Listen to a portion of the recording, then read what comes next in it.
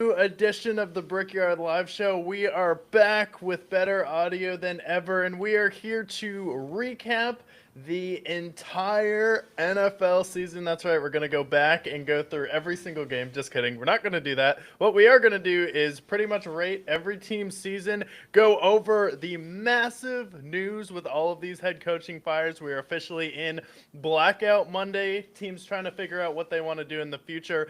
Go over that ridiculous finish to the season that we had with the Steelers and Ravens. Then we're going to give our playoff predictions. Also, give you a look back about how we predicted the playoff picture before the year. I have all of our records that we predicted for each team, so we can go through that as we go through all of these games here, do a more in-depth episode while we're waiting in between the Super Bowl. But most importantly, it is the end of a season, and it being the end of the season, we need to call out the 5 worst teams heading into the offseason, a list that nobody wants to be on. You finish in the bottom 5 in the offseason, and there is nothing you can do about it until, like, I don't know, the second week of September, and we're in, I don't know, the first week of January. So a very long time that these teams are going to be posted here on the worst teams according to the Brickyard. And you're going to be glued here for 9 months. So if you made it on this list, you better make some big moves in the offseason to graduate from this measly list. But 2 teams that will not be on this list because they've graduated, and I feel optimistic about them going forward. The Titans and the Saints. The Saints, they won 5 of the last 6 games going into it. They were 7-10 to end, 6-11 to end their season, but they finished strong. They have their quarterback. They seem to have their coach as well. The Saints have graduated. And the Titans, although they didn't have a great season, they're building momentum towards next year. I believe in them. If they get the right head coach and the right draft, they'll be fine. Honorable mention to Murr and Practical Joker's Cardinals, ending the season on a 9-game bender. Who took the bus? Jonathan Gannon back to his hometown. He has been fired. We'll cover that shortly, but honorable mention goes to them. At number 5, I have the Falcons. Raheem Morris, gone. General manager, gone. If you had just beaten the Jets a few weeks ago, who we're going to talk about in depth later, you would have won your division. You had not 1, not 2, but 3 teams go 8-9 in that division. And you were at the face of it. You had Michael Penix and Kyle Pitts and Bijan Robinson. And yet, you couldn't beat the Jets, and that's the why you were not in the playoffs facing the Rams. So at number 5, we have the Falcons. At number 4, how about a team that, had they made the playoffs, would have had a wide open gateway? We don't have Patrick Mahomes. We don't have Joe Burrow. Josh Allen is the 6th seed having to go up against the Jaguars. The Ravens at number 4. Tyler Loop. All he needed was a 44-yard field goal, and he shanks it. But it wasn't just what Tyler Loop did. It was the fact that you blew a 15-point fourth-quarter lead to Buffalo and let the Lions come back in the fourth quarter, and you get blown out by the Chiefs and Texans. Not only that, but also allowing the 4th most passing yards in the NFL. That's not a winning formula. Their defense was ass. They blew multiple 10-point leads. John Harbaugh, for some reason, is staying. But Ravens, disgraceful with Derrick Henry and Lamar Jackson. You guys can't make the playoffs. Changes need to be made for the Ravens. They're at number 4. At number 3, a team that we predicted the collapse perfectly to a T. The 7-2 Colts. They were so strong. Everyone's like, they might be in the Super Bowl with Daniel Jones and Jonathan Taylor, Shane Steichen, the brains of the operation. Not only did you start 7-2 and finish with a losing season, but Jonathan Taylor didn't even win the rushing record. And he was rushing for 200 yards every game for the first 2 months of the season. And you don't win the rushing record? Disgraceful. The Colts. Or should I call the Chokers? They're at number 3.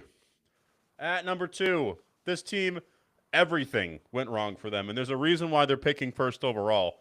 The Raiders.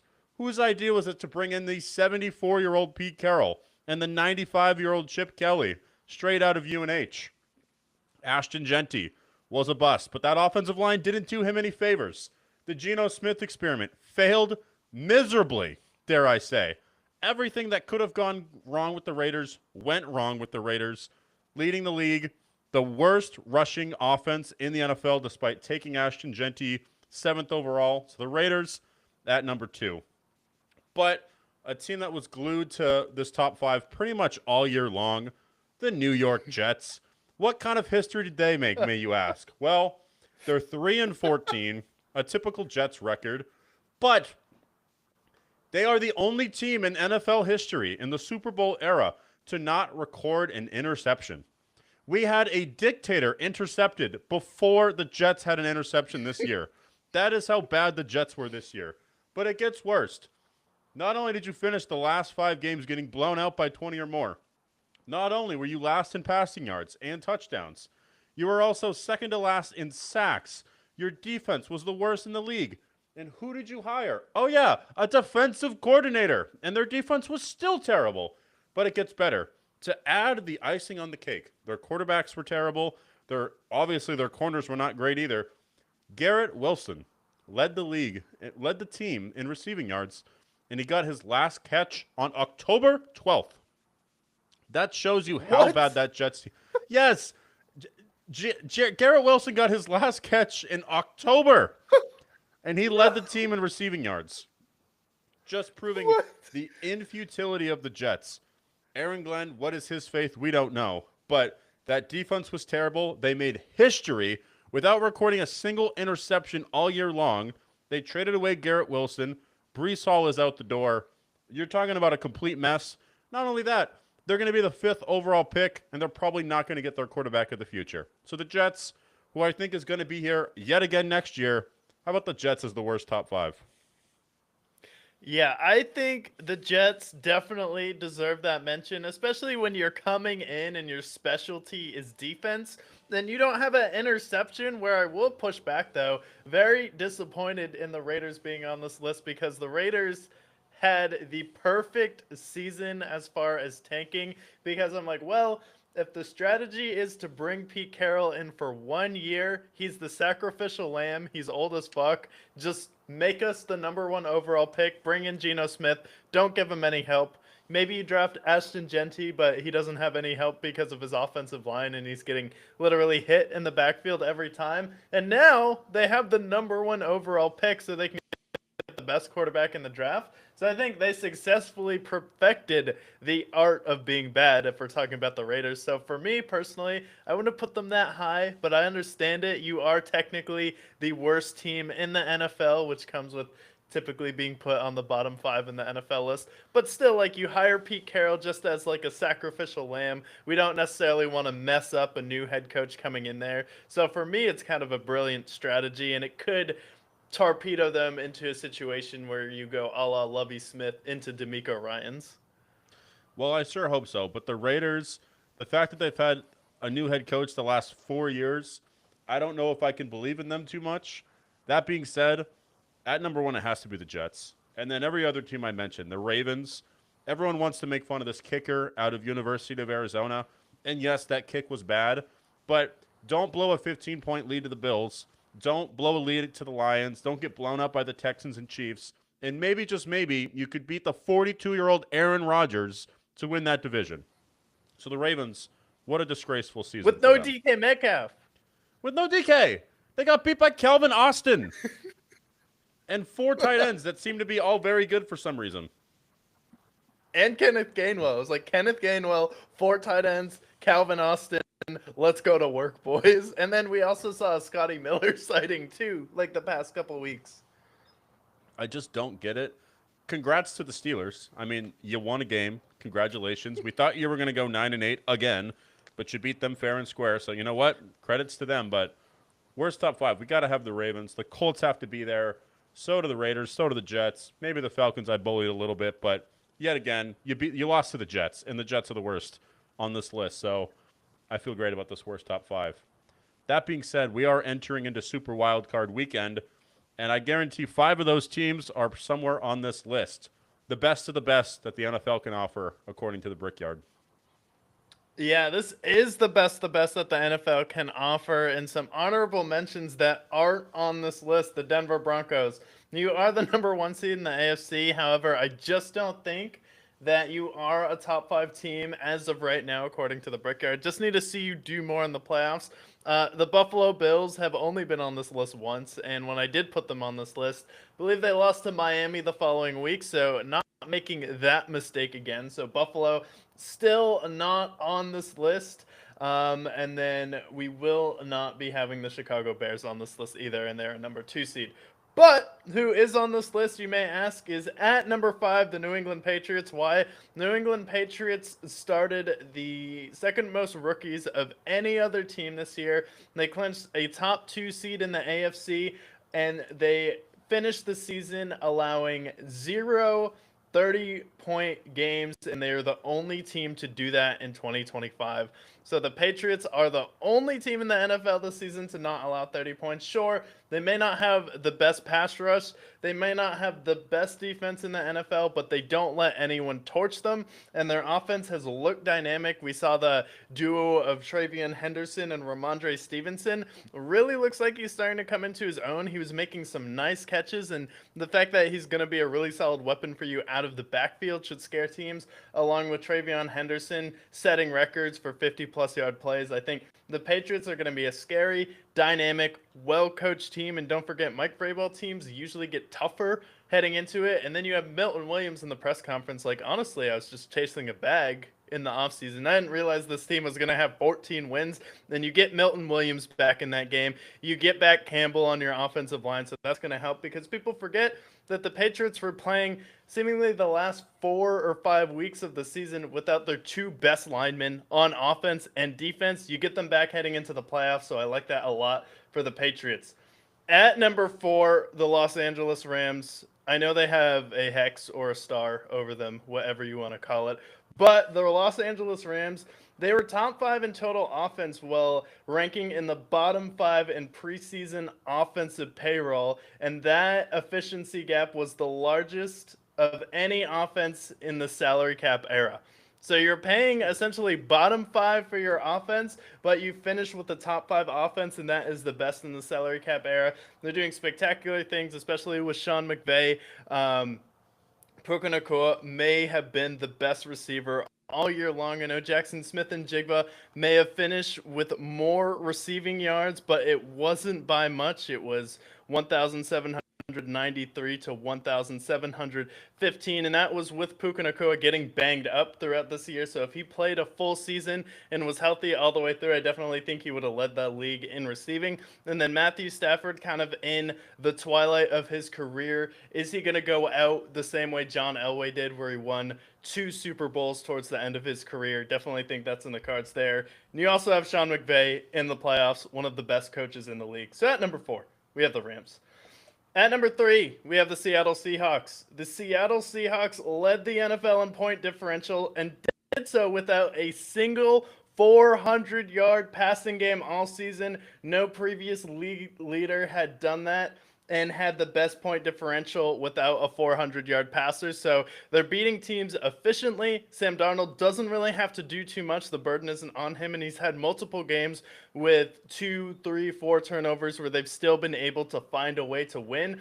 And there is a bizarre stat that I'll give you credit for sending over to me. In 2005, a new pope was confirmed, elected. I don't know what they call it. I think it's like confirmed. But you get to the number 1 seed and the Super Bowl that year, lose to the Steelers, no harm, no foul. Big Ben Roethlisberger gets his first ring, I believe. And then in 2013, that is the Legion of Boom that kind of destroyed Peyton Manning's legacy when they ran them out of the gym. They get the number 1 seed and then dominate that Super Bowl in one of the most exciting Super Bowls for Seattle fans, but pretty boring Super Bowl for everyone else. And then this year, we also get the new pope from Chicago, which is also bizarre because the Bears finally have a good year. Pope from Chicago. And now the Seattle Seahawks are the number 1 seed again. Coincidence? How can it be? Like, this is one of the most bizarre do we live in a simulation moments that you could ever point to. Where the Seattle Seahawks, 3 times they get the number 1 seed. Every single time a new pope has been confirmed. Just one of the most bizarre stats. So honestly, with this one, God told me to put them on the top 5 list. So at number 3, we have the Seattle Seahawks. At number 2, we have the Houston Texans. The Texans became the first team in the NFL to start 0-3 and still finish ranked in the top 3 as far as scoring defenses and make the playoffs. The exact combo had never confirmed. Houston Texans defense has been ramping up. They are one of the hottest teams along with the Jaguars coming into the playoffs. They have won 8 straight games, beat the Indianapolis Colts. They'll be able to get to play the Pittsburgh Steelers on Monday night. But CJ Stroud, he just does enough on offense, and that defense is always going to be keeping you in games, especially when you have Danielle Hunter on the back end, Will Anderson on the back end, and then you have Azeez Al-Shore just being a menace. He's that Pac-Man Jones, Vontaze Burfict type figure for that team, and that's what every single Super Bowl team needs. You just need someone who's out of their mind and already has CTE on that defense, and they check every single box for that. Then at number 1, this is my number 1 Super Bowl contender, also coming out of the AFC South, the Jacksonville Jaguars, finishing out the season on a 8-game win streak as well. Same with the Houston Texans. And they also are the first team to hit multiple 60-yard plus field goals. Cam Little breaking his record twice with 2 67-yard field goals. And keep in mind, this guy is only 22. And I start to feel old because I'm 25 right now. Cam Little is only 22 years old, hitting 67-yard bombs. And then they also won in that win streak by an average of 19 points a game. So they're not just winning, and this is the best I've ever seen Trevor Lawrence. And you want to talk about ascending. 2026 is the year we all ascend. Well, this is the playoffs where if Trevor Lawrence is going to ascend, this is going to be the year that you do it because he finally has some legitimate go-to weapons. You have some solid running backs out of the backfield now. That Jacoby Myers trade really kind of turned everything around for them. And this is without Travis Hunter essentially not contributing anything. And he was their number 1 overall pick in the draft this year. And they also finished with one of the best rushing defenses, which is going to fare well going up against Buffalo. So at number 1, have the Jacksonville Jaguars. It's been utter domination the past few weeks. And also Liam Cohen finishing as the first-year NFL head coach to win 13 games in a season. So congrats to him. And Trevor Lawrence, he finished the last 6 games with 14 touchdowns and 1 pick, completing over 70% of his passes in this game. His QBR well into the hundreds in this, so I like him there a lot. He's been excellent. This is definitely the best Trevor Lawrence that I've seen. That Texans defense is a nightmare. And then when you have God on your side for the Seahawks, good things can happen. So all of these teams are a freight train to be messed with, but great top 5, and I'm interested to see how these play out come Super Wildcard weekend. And then speaking of God, let's just get the elephant out of the room and talk about that Sunday night game because this is kind of the high we're coming into the show. Not only was that one of the craziest games I've ever seen, turn it on, and then you see the Steelers and Ravens get in a shootout in the fourth quarter, which we never see. And both these defenses have been kind of uncharacteristically bad, even though they still have some pretty good players, but they're kind of aging out here. Then you have 2 missed kicks, and then do you see before the game, you had a priest literally sprinkling holy water on the end zone, the side that the Tyler Loop missed on. So, and like 44 yarders, like it should be a chip shot, but it's still 44 yards in like 20-degree weather in Pittsburgh as a rookie. Like, I don't know. I think the other and guy to win the would have made division. it. Yeah, And to win the division. And he's a rookie who played for University of Arizona. Like they didn't have those big moments at University of Arizona. So like that's a big thing to ask for a rookie, especially filling the shoes of Justin Tucker. Yeah, University of Arizona. How often is he playing in 20-degree weather too? Like also Chris Boswell like missed his first extra point in 4 years in that game. Yeah, which is insanity. But yeah, that game was wild. That fourth quarter, I was coming over a flu, so I kind of slept through the first 3 quarters, and I wake up in the fourth quarter, and it's just touchdown, mixed extra point, missed field goal. I'm like, whoa. This is post NyQuil too, so I'm like, what? I'm like basically on lean the whole time, watching this game. Like, fuck, this game is intense. But I feel bad for the kicker because I think he has been historically pretty good for them this season. But that big missed field goal, it's going to go down in Ravens history right up there with Billy Cundiff missing that field goal to make the Super Bowl against the Patriots. So it sucks to see, but again, for the Ravens didn't deserve to make the playoffs. Not with how they played all season. They played like garbage all year. They started off, I believe, 1-5. Lamar has been banged up. They haven't been effective at all. They've blown massive leads. So honestly, the Steelers deserved it more than them. All the way through, Aaron Rodgers has played good all season. Like, this is the arc that I'm happy with. The Steelers deserve to win that division. Yeah, and the Steelers were the prototypical definition of slow and steady wins the race, but like how do you leave Zay Flowers that open not once but twice? Where this is like my problem with Mike Tomlin in general, where he's a defensive coach, but he just has these games where his defense gets gashed. Where like this is just a simple scheme and communication issue. Where how do we have T.J. Watt, Alex Highsmith, Jalen Ramsey, Cam Ward all on this team, Patrick Queen, but we leave Zay Flowers wide open twice, and Lamar Jackson literally couldn't believe how open he was downfield. Like, how does that happen? Yeah, What I was don't know. that? Yeah, and it's gonna if they continue to do that when they go and face the Texans, I think Nico Collins is in for a great game, but that's an error that just shouldn't happen. And Zay Flowers had a monster game in this game. 2 touchdowns, 138 receiving yards, but you just can't do that when the Texans come to play. Yeah, no, can't do that at all. But the Steelers, like, they were consistent all year long, and I am kind of excited to see Aaron Rodgers in the playoffs because they're playing against Houston, and Houston's defense is really good. What Aaron Rodgers is known for, though, is taking care of the ball. So I think if Aaron Rodgers isn't just turning it over left and right, they can keep the game within striking distance. I do think Houston would probably pull away at the end. But when you have a big play player like DK Metcalf, anything can happen. Especially with some of the rips that Gainwell was ripping off in this game. I'm like, okay.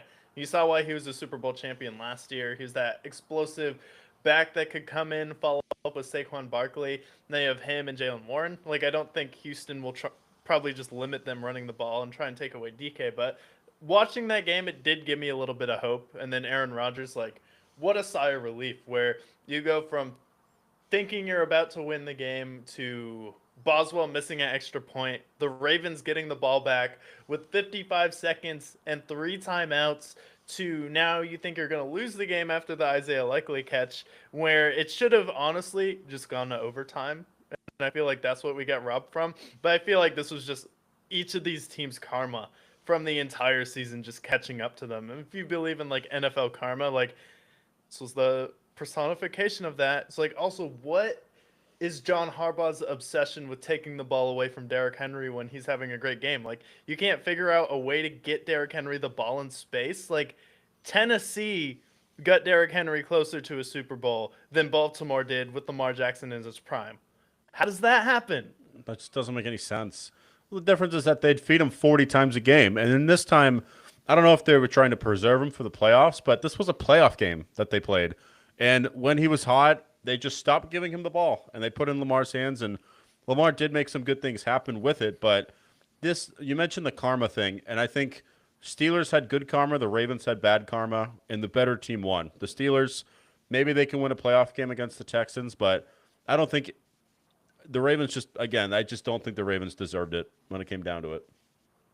No, they didn't deserve it. The Steelers were just the better team all year long, and the Steelers did have some pretty good wins. Like they beat Indianapolis at home when Indy was at the peak of their powers, and they were kind of the first person to like poke a hole in the Indianapolis Colts. When I saw that game, I'm like, okay, that's where we come up with this take where we think Indianapolis is gonna fall off a cliff, and what a victory lap that is. Where Indianapolis at one point is 8-2, and then after the game where Houston beats them, claims the 5 seed this week, and they do it with Doug Mills in the second half. This wasn't even C.J. Stroud. This was with Dougie Mills in the second half, and then also you bring in Phillip Rivers, but I think is his name Chad Ryland?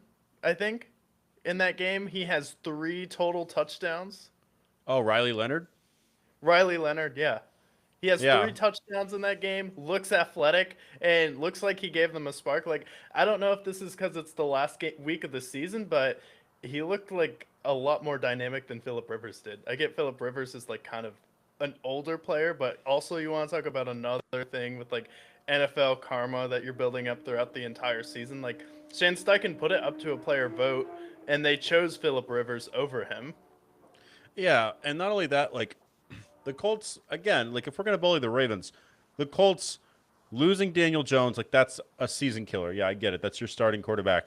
But your solution is instead of playing Riley Leonard, who I know was injured for at least one of those games, you decide to bring in a guy who hasn't played in 5 years, who was literally a semifinalist for the Hall of Fame this year, and you went out and you get Phillip Rivers. And how do they go with Phillip Rivers? They went 0-4 with Phillip Rivers. And it was great to watch. It was a good NFL headline, but the Colts, they didn't deserve it. This is the same shit when they brought in Jeff Saturday for head coach. They didn't deserve to make the playoffs when they hired Jeff Saturday. They didn't deserve to make the playoffs with Phillip Rivers. Now, Riley Leonard, I think, is an interesting prospect for them. He was out of Notre Dame, and he went to the national title with them last year. So I thought Riley Leonard was going to be a good fit for them. He had 3 total touchdowns in this game, but it'll be interesting to see what the Colts do. But the fact that the season, it went exactly the way I wanted to, and the Texans get the win. And I also was impressed with some of their running game for the Texans. We had British Brooks come out of nowhere. He has a big game. Woody Marks has been good for them.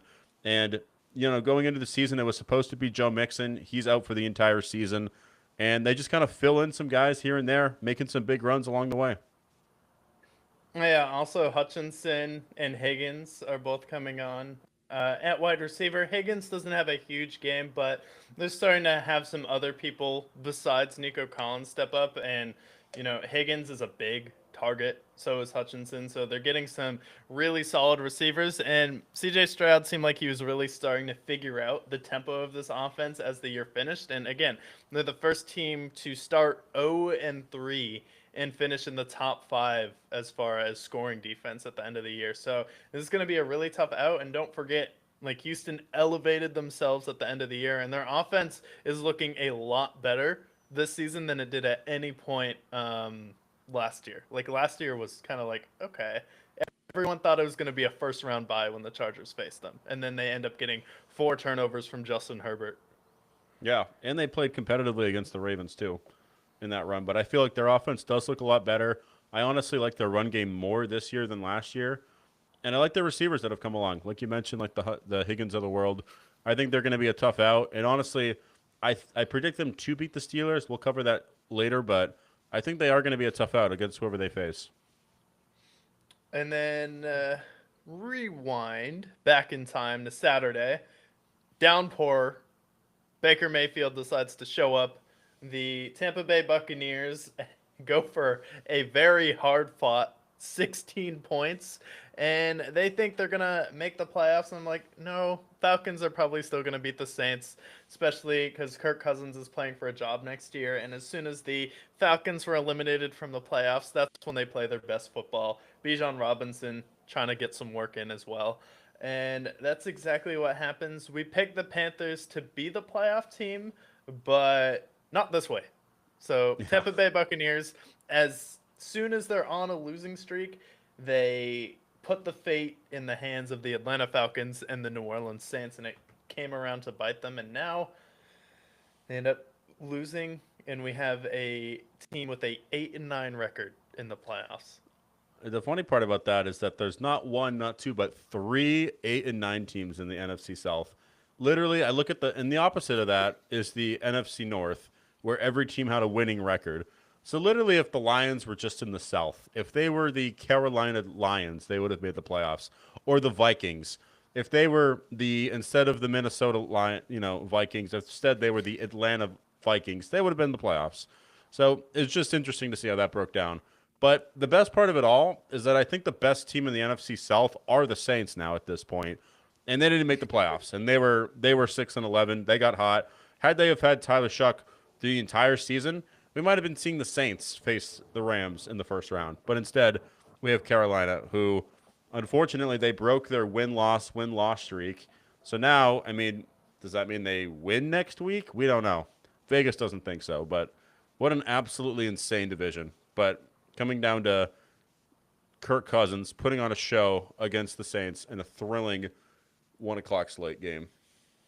Yeah, I had this theory like a week or two ago I broached, where maybe the Carolina win-loss record, it won't necessarily relate to a sequential pattern anymore. It might relate to now the teams they play. So if they play the Tampa Bay Buccaneers and they beat them, the next time they play them, they're going to lose to them. So now they play the Rams in the first round, who they have beat, so they're probably going to lose to the Rams with that map. But they did give the Rams a tough time, and to be fair, Jacoby Brissett was cooking on Sunday, so you never know.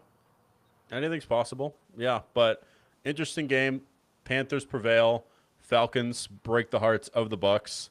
But interesting to see. I think the Saints are going to be an interesting team to watch this offseason. I think they're going to be in for a big offseason, and I think, honestly, next year it's the Saints division to lose, especially with some changes probably in Tampa.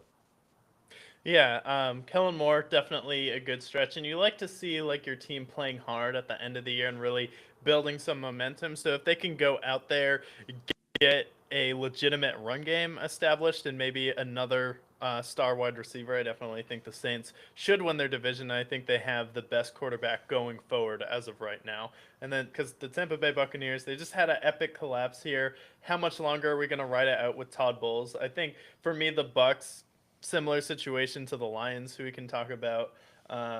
Just give it one more year. If it doesn't work out again, then we have to probably fire Todd Bowles, look at moving on from Baker as well. Yeah, and it's unfortunate. I do like Baker and Todd Bowles a lot, but this team, it just feels like they're getting older each and every game. Their defense is a lot older now, and they have plenty of talent on offense. Kate Otten has stood out for them. Bucky Irving was a hit in the draft. So I think whoever they fill in for Baker will end up elevating this team, but they're just a team that I think is regressing the wrong direction. Not what you want for a team that is vying for a Super Bowl. And then Saturday, we had another game played. Another game that was played, and it wasn't pretty. Seattle claims the number one seed, as is supposed to happen whenever a new pope is proclaimed. And now 2005, 2013, and 2025, they are the number one seed in the NFC. And wow, what a bad game. That was a bad game, but I'll tell you what, that Seahawks defense, what they did to that Niners offense, that made me believe in the Seahawks a little bit more. I knew they had a great defense, but holding the Niners to 3 points for the most part, making Brock Purdy have his fits in this game, threw an interception, held Christian McCaffrey to 23 yards, a guy that could very well be in the MVP conversation. I give a lot of credit there. And then also I want to speak about Sam Darnold. Last year he was in the same position with the Vikings against the Lions. He falls short. He gets the 5 seed. He gets his vengeance. He's this only the third player in NFL history to have back-to-back 14-win seasons, joining Brady and I believe Peyton Manning. So big shout out to Sam Darnold here for getting it done. And he played fairly well in this game, despite the 13 points. So I want to give a shout out to Sam.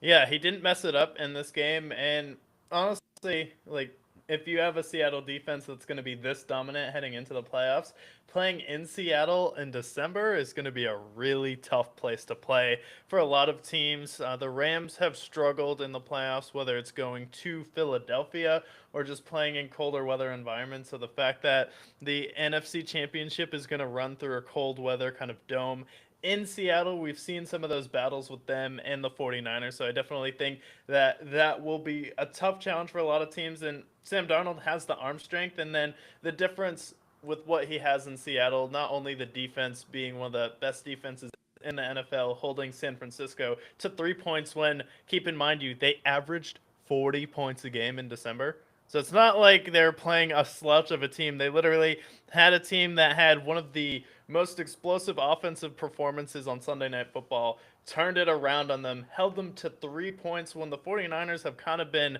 dominating them over the past few seasons with Kyle Shanahan. Then also shout out Kenneth Walker and Zach Charbonnet, 97 rushing yards, 74 rushing yards, something that Sam Darnold really didn't have to lean on in Seattle, where he in Minnesota, he had like Justin Jefferson, Jordan Addison, but he had to push the ball down the field to get those guys the ball, where it seems like in Seattle, the offense is a lot more catered to his skill sets, where, hey, you can just check it down to someone like Kenneth Walker and he can take it 10, 15 yards down the field. And we don't need to push the ball to Jackson Smith and Jigba every single play, even though he average 14 yards a catch.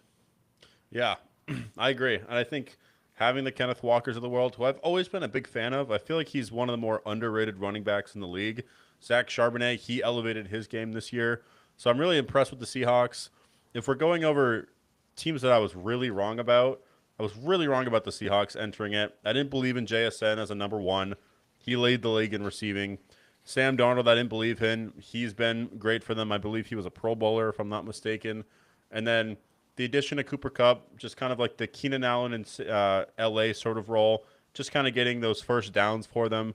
He's been effective for him, but especially with how this defense is and how good their running game has been, the Seahawks, I should be scared if I'm any other team that has to run into them. Yeah, and Sam Darnold just kind of seems grown up this year, where it doesn't seem like he's as stressed out about it, where he kind of has this "it's not that deep" attitude, which I feel like he kind of had to grow into this season, where he had that good experience in Minnesota. And Minnesota was really his first year with a chance with the actual team, actual coaching around him. And then he takes that into another year. And unlike Geno Smith, he improved upon it this season, where he ends up, I believe he finished, he finished top 5 in passing this year. I think it also helps that he has that contract security too, because let's not forget that the Minnesota deal is a prove it deal. And I bet he probably had a bit of an imposter syndrome going into that game against the Lions, where he's had his struggles in Carolina, he's had his struggles in New York, goes into Minnesota and he plays really well, but maybe he doesn't have the same confidence. Now he's had an extra year where he's played well. He has Seattle, he has the right system around him, and now he knows that he is that guy. And he has 2 more years on his contract. He has that security. So going into this game, he felt like at this point he was playing with house money, and he had felt familiar there. So I think he's grown a lot. I wasn't always a big Sam Darnold fan, but I think as long as he limits mistakes, then this Seahawks team can go pretty far. Yeah, and it'll all depend on that defense, what they can do in the playoffs here. So excited to see Seattle be the number 1 seed. Speaking of the North here, the Packers, very sus. You said Oh they yeah, called a timeout to cover the spread, and the tie that dragged them into the playoffs. And you probably would have been playing Jordan Love and some more starters in this game if it was a must-win game, but you never know with the NFL. But really, that tie with Dallas this season is the reason why they're in the playoffs today, which I find ridiculous. don't you think that game now has to go down as like one of the best games of the season? Then a 40-40 tie, and that's the reason why the Packers make the playoffs. I It's so mean, and stupid. then they have a 13.5 point spread against them going into this game. They're down 16 to nothing with 1 second left in the fourth quarter. Matt LaFleur calls a timeout to kick a field goal to cover the spread. And he's like, well, because I didn't want to be shut out. I'm like, who cares? You're not going to win. Your team is already in the playoffs as the 7th seed. So kicking that field goal, very suspicious. The Packers were definitely in the hands of DraftKings and FanDuel all season. And ending it this way is just the NFL is getting oddly suspicious with how they're treating their lines each and every game. Yeah, and these matchups for the playoffs too seem like the most laughably rigged matchups as well. Like it seems like just a little bit too on the nose this year. There's some points where like the refs were helping the Falcons, um, but yeah, that game happened. The Vikings, we'll probably do a bigger breakdown on them, but uh, kind of exceeded expectations. We had them coming into the year going 8-9, and they are 9-8. And how many wins did they have? Eh? 9-8. 9. 9. Yes. And honestly, JJ McCarthy, he got destroyed by fans, media, everyone like watching football with a pair of eyes was destroying JJ McCarthy like his first couple games, but he also really came on strong at the end of the year and he showed a little bit of promise. So I think going into next year, you probably ride with JJ McCarthy. The only thing with him though is he gets injured way too often. Where he's already in his rookie season missed the entire year with the injury, and then he's been banged up twice this year where he's had to come out of the game. I believe 3 times since he had to come out of this game as well. And you don't really want to push it, so it may have not been that serious if it wasn't the last week of the year, but still.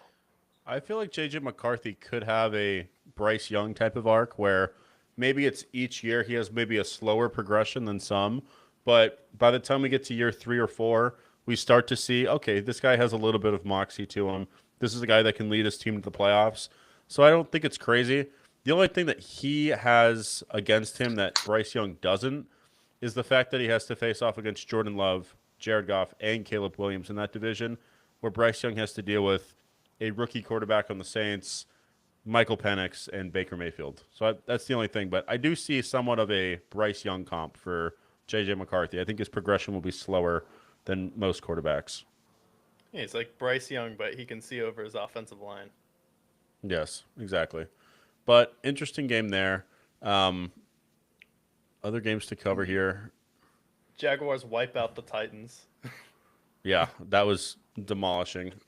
Jags, Trevor Lawrence, 255, 3 touchdowns, wipe the floor with the Titans. They say, this is our division, and this is their 3rd division title in their history, their first one since 2017, so shout out Jacksonville. This is another team that I didn't believe going into the season, and honestly, they didn't give me any reason to the previous years, but they get Liam Cohen. He's a guy that if you give it to either Kyle Shanahan, Mike Vrabel, or Liam Cohen for the coach of the year, I would be happy with it. The fact that they turned this team around so quickly with all the talent that they had, with all the issues that they had going into the season, big shout out Liam Cohen. Big shout out for Trevor Lawrence as well. Yeah, big shout out. Definitely surpassed expectations here. Do you have a problem with Liam Cohen playing his starters and kind of keeping the momentum? Because it did seem like the Jaguars had a lot of juice heading into it, and then you saw the locker room after. The Jaguars were going crazy. They get Trevor Lawrence iced out after it. Like it seems like the Jaguars heading into the playoffs in the AFC, just like as far as vibes, and I know it's kind of corny, but it seems like they have the best vibes and the best like momentum of any team heading into the playoffs, where you see like the Broncos still struggling against like the Chargers with Trey Lance, and that was a game at certain points. Like it just seems like the Jaguars have all of the momentum heading into the playoffs after this one. So I kind of do like that Liam Cohen left his starters in, and then you have a 24-point quarter. It's absolutely ridiculous. And I get it's the Titans, but it's still hard to score 24 points in a game, let alone a quarter. Oh, 100%. Well, I mean, I'll defend him in the sense that they were still vying for the 1 seed, and they were still vying for the AFC South. It was uncertain whether the Texans were going to win that game against the Colts for a while. So I don't blame them. But, I mean, when they were up, 30-7, 33, 38, 30, 41, like they probably could have pulled them earlier. But at the same time, of all the teams in the AFC, I can poke holes in how they feel. The Steelers are super old. The Texans' offense is clunky. The Bills have nothing outside of Josh Allen. Patriots have people strangling other people outside of work. Not one, but two. And then the Chargers are desecrated. Meanwhile, you have the Jags with iced out Trevor, playing his best football, winning 8 consecutive games. Like, I definitely agree with the notion that the Jags are, of all the teams in the AFC, have the best vibes going into it. Yeah, and they, like, don't forget, like, the Chargers have a really good defense, and they demolished them at home. Like, it wasn't even a competition. Yeah. Yeah, they desecrated. And a lot of these wins are really good wins. Like, you beat the Broncos, who are the 1 seed. You beat In Denver. the Colts. Yeah, in Denver. You beat the Colts, who were hot at the time. You beat the Chargers, who were hot at the time. Like, these are good teams that you beat up on. And they also had a close game against the Seahawks, earlier in the season, but they also beat the Niners. Like, they had good wins in there. And now that they've won those 8 straight, I think it all kind of started with that Chargers game. They had lost a close game against the Texans, and then ever since, they just never looked back. Yeah, so interesting to see going into it. Titans just pray heading into the offseason is all I have to say. Myles Garrett gets his sack record, but is it really a sack record if it's a 17 game season versus a 16 one when Michael Strahan did it in one less game? I don't think so. And I feel like we need an asterisk next to record set in an extra game. It's like, cool, you have the sack record, but you played an extra game. Like, what does it really mean? Yeah, I would agree. I honestly think that it was he kind of choked his way to the record because he was leading up to it. He only needed another sack for the last 3 games. And then last week he's limited against the Steelers. He doesn't get the sack there. And then it took him all the way into the end of the fourth quarter to get a sack. And Joe Burrow basically just gives himself up. So it's great that you have the record, but at the same time, like, you could have finished with 24, 25 sacks, but instead finishes out. I mean, obviously he had a great season. He's going to be Defensive Player of the Year, but I felt like ending out, he didn't really finish strong for me to be like, yes, this is the best season ever by a lineman. Like, no, I think he kind of sizzled his way out of the playoffs and out of the Yeah, record.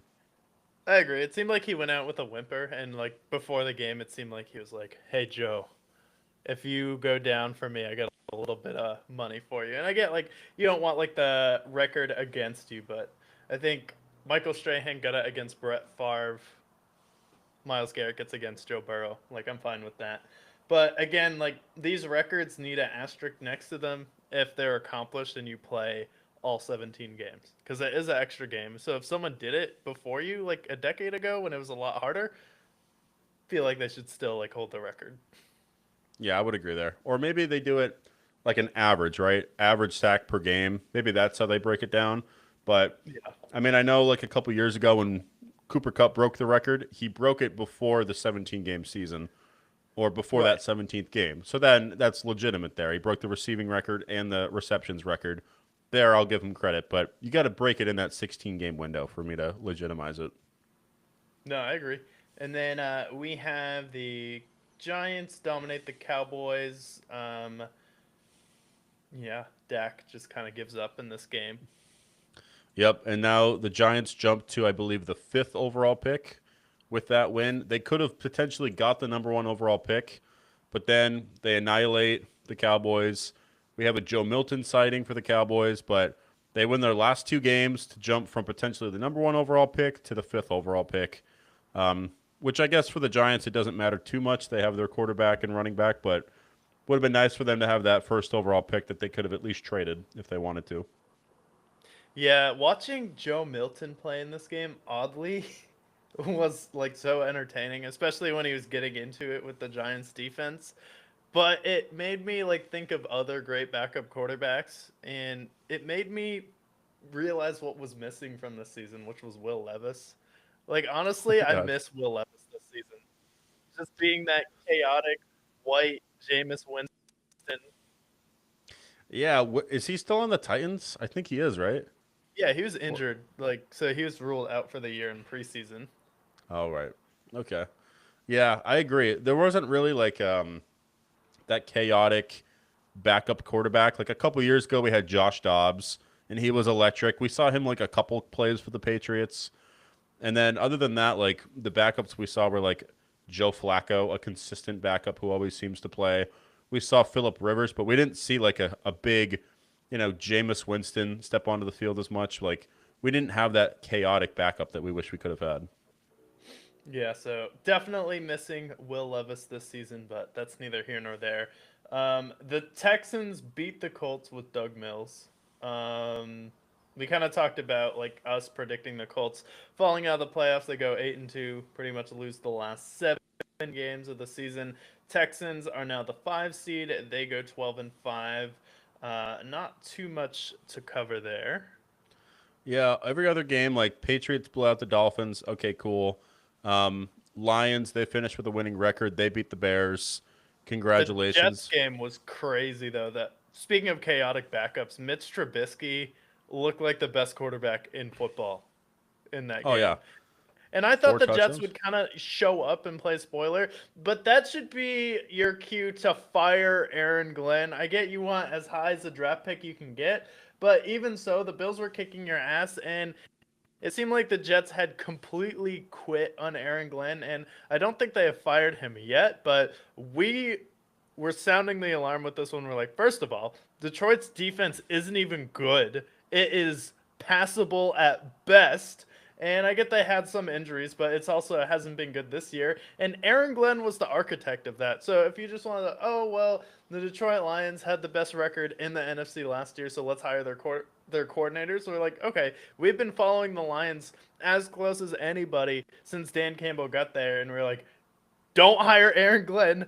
This is not a good idea. Defense is his specialty. And they didn't get a single interception all season, and they just quit in the last game of the year. Not even like a Lovie Smith fuck you at the end of the year. They just get blown out 35-8. And as far as Jet standards for pathetic, this even passes that in my expectations. Like, you want to talk about a pathetic franchise that is just the worst of the worst? At least the Raiders uniforms look cool. What even does the Jets even mean? I don't see a fucking plane anywhere in MetLife Stadium. You play in New Jersey. In New York, you have green and white uniforms, and JETS Jets. That's your chant. Like, it's ridiculous. You've been the bottom dwelling team in your division for the past decade, and you haven't done anything since Rex Ryan was your coordinator, and it's been more than a decade than that. But even Miami made the playoffs since then. Even Buffalo was able to pull themselves out of the dumps, and then the Patriots rebuilt in 2 years. It only took them 2 years to go from Bill Belichick to Gerard Mayo, and now they have Mike Vrabel. What do you guys even do in New York? I don't understand how you can be this bad, this pathetic. Like, again, at least the Raiders uniforms look cool. At least they have the number 1 overall pick. What do you have? Oh, we beat Atlanta, so that's cool. But you still didn't get an interception with a defensive head coach. And you were the first one to say this, and I agreed with you. Like, hiring Aaron Glenn, no team should have done that. No, I never thought that he was a great head coach. I never thought he was a great coordinator, never mind a good head coaching candidate. And then when the Jets hired him, I knew for a fact that this was going to be a nightmare. And then we start to read reports. He's like, all right, everybody here needs to read the Bible. And he's training them on Bible verses. I'm like, oh, nightmare. His press conference was a nightmare. He flies Aaron Rodgers out all the way to New York just to say that they're not going to keep him. They decide to sign Justin Fields over Aaron Rodgers. How did that age? I could have told you that didn't work out. And then on top of it, you had players like Quinnen Williams and Sauce Gardner and DJ Reed. You had all these good players. The Jets, let's not forget with Robert Saleh, had one of the best defenses, which is the reason why with Zach Wilson, they went 7-10 and were competitive despite having one of the worst quarterbacks in NFL history play them for them. Now, just 2 years removed, they hit the brains of Aaron Glenn, and they don't record a single interception all year long. They're last in sacks. They get blown out by 20 points in 5 consecutive games to end the season, and you're going to bring him back? Are you kidding me? Where is the bar? Where is your pride in New York? Not only that, like, it's not like the Giants were juggernauts this season by any means. They're not picking very far above you by any means. But at least they had Jackson Dart, and they had Cam Scadaboo. Malik Neighbors is coming back. The Giants at least have optimism, right? And they have a head coach that they're going to hire. But the Jets, you're going to run it back with a guy that didn't record a single interception all year. And also keep in mind, you know what position Aaron Glenn played, right? He was a defensive back. He was making interceptions. He played corner, and he couldn't get a single interception when they had Sauce Gardner, one of the best corners in the league. Like, what are we doing, New York? And I hate the Jets historically, and I'm rooting for them to have just a little bit of competence moving into this season. Also, do you remember the Aaron Rodgers meeting in the offseason where he flew out to New York just for them to say, yeah, we're moving in a different direction? And he's like, well, why the fuck did I fly here from Malibu for you to tell me something you could have told me over a phone call? Like, are you kidding me? I flew all the way out here just for this? Now what am I going to do? Like, seriously? Yeah, and it was bad. And this team, like, the Raiders were a mess, obviously, all season. But at least it's like, all right, they're tanking. They're going to get their quarterback. The Jets, they're picking, I believe, 5th in this draft at this point. So they're not even going to get the top quarterbacks at this point. The Raiders are going to get Francisco Mendoza, and then the way the ping pong receivers. either. Like, at least the Raiders are like, okay, Michael Mayer, Brock Bowers, and Ashton Dempsey, for me, like, I don't think he's a total bust. I still think he can be a good player in the NFL with like a competent offense. He had like probably the worst case scenario possible. You have Trey Tucker there. You can point to like, okay, if we get the best quarterback, also draft a receiver, and then just spend the most money on the offensive line, we can turn it around. The Giants with Malik Neighbors, Cam Scatterbo, and Jackson Dart can turn it around, especially with the right head coach. But you mentioned that Garrett Wilson hasn't played since October 13th, and he led the team in receiving. Like, you have Brees Hall, who probably is going to demand a trade next season. If He's Garrett he's, Wilson he's a free agent. He's a free Brees Hall- agent, so he's just going to walk next year. Somebody's going to pay him a bag. And then you also have Garrett Wilson, so it's like, not only is your defense falling apart with Aaron Glenn, when Robert Saleh, I mean, he worked wonders with this team, and I was always kind of like not a fan of that firing. I was like, this guy seems like, for a Jets coach, he's coaching his ass off every single season. I feel like he's getting the most out of this team. He's been one of the better head coaches for the Jets that I've seen. And then you also see San Francisco's defense with all their injuries overachieving, not like Detroit's defense, who was underachieving last year, having massive holes, just get gashed. And they lost to Seattle, but they still only gave up 13 points with a ragtag defense. But Aaron Glenn can't elevate a single thing about this team. And not even what he's good at. And the funny part is it's only going to get worse because Justin Fields is not the answer. And then Brees Hall, who is the only part of their offense that is redeemable, outside of maybe Garrett Wilson, who also should demand a trade. But Brees Hall's going to walk. And guess what you could have done? Guess who could have used a running back at any point? Any of these competitive teams. You don't think the Texans would have loved to have Brees Hall entering into the postseason by any means? Like, they could have traded Brees Hall and probably gotten a second or third round pick out of him, even just for those 7 or 8 games. Knowing the Jets, they're going to tag him. Oh, God, they probably are.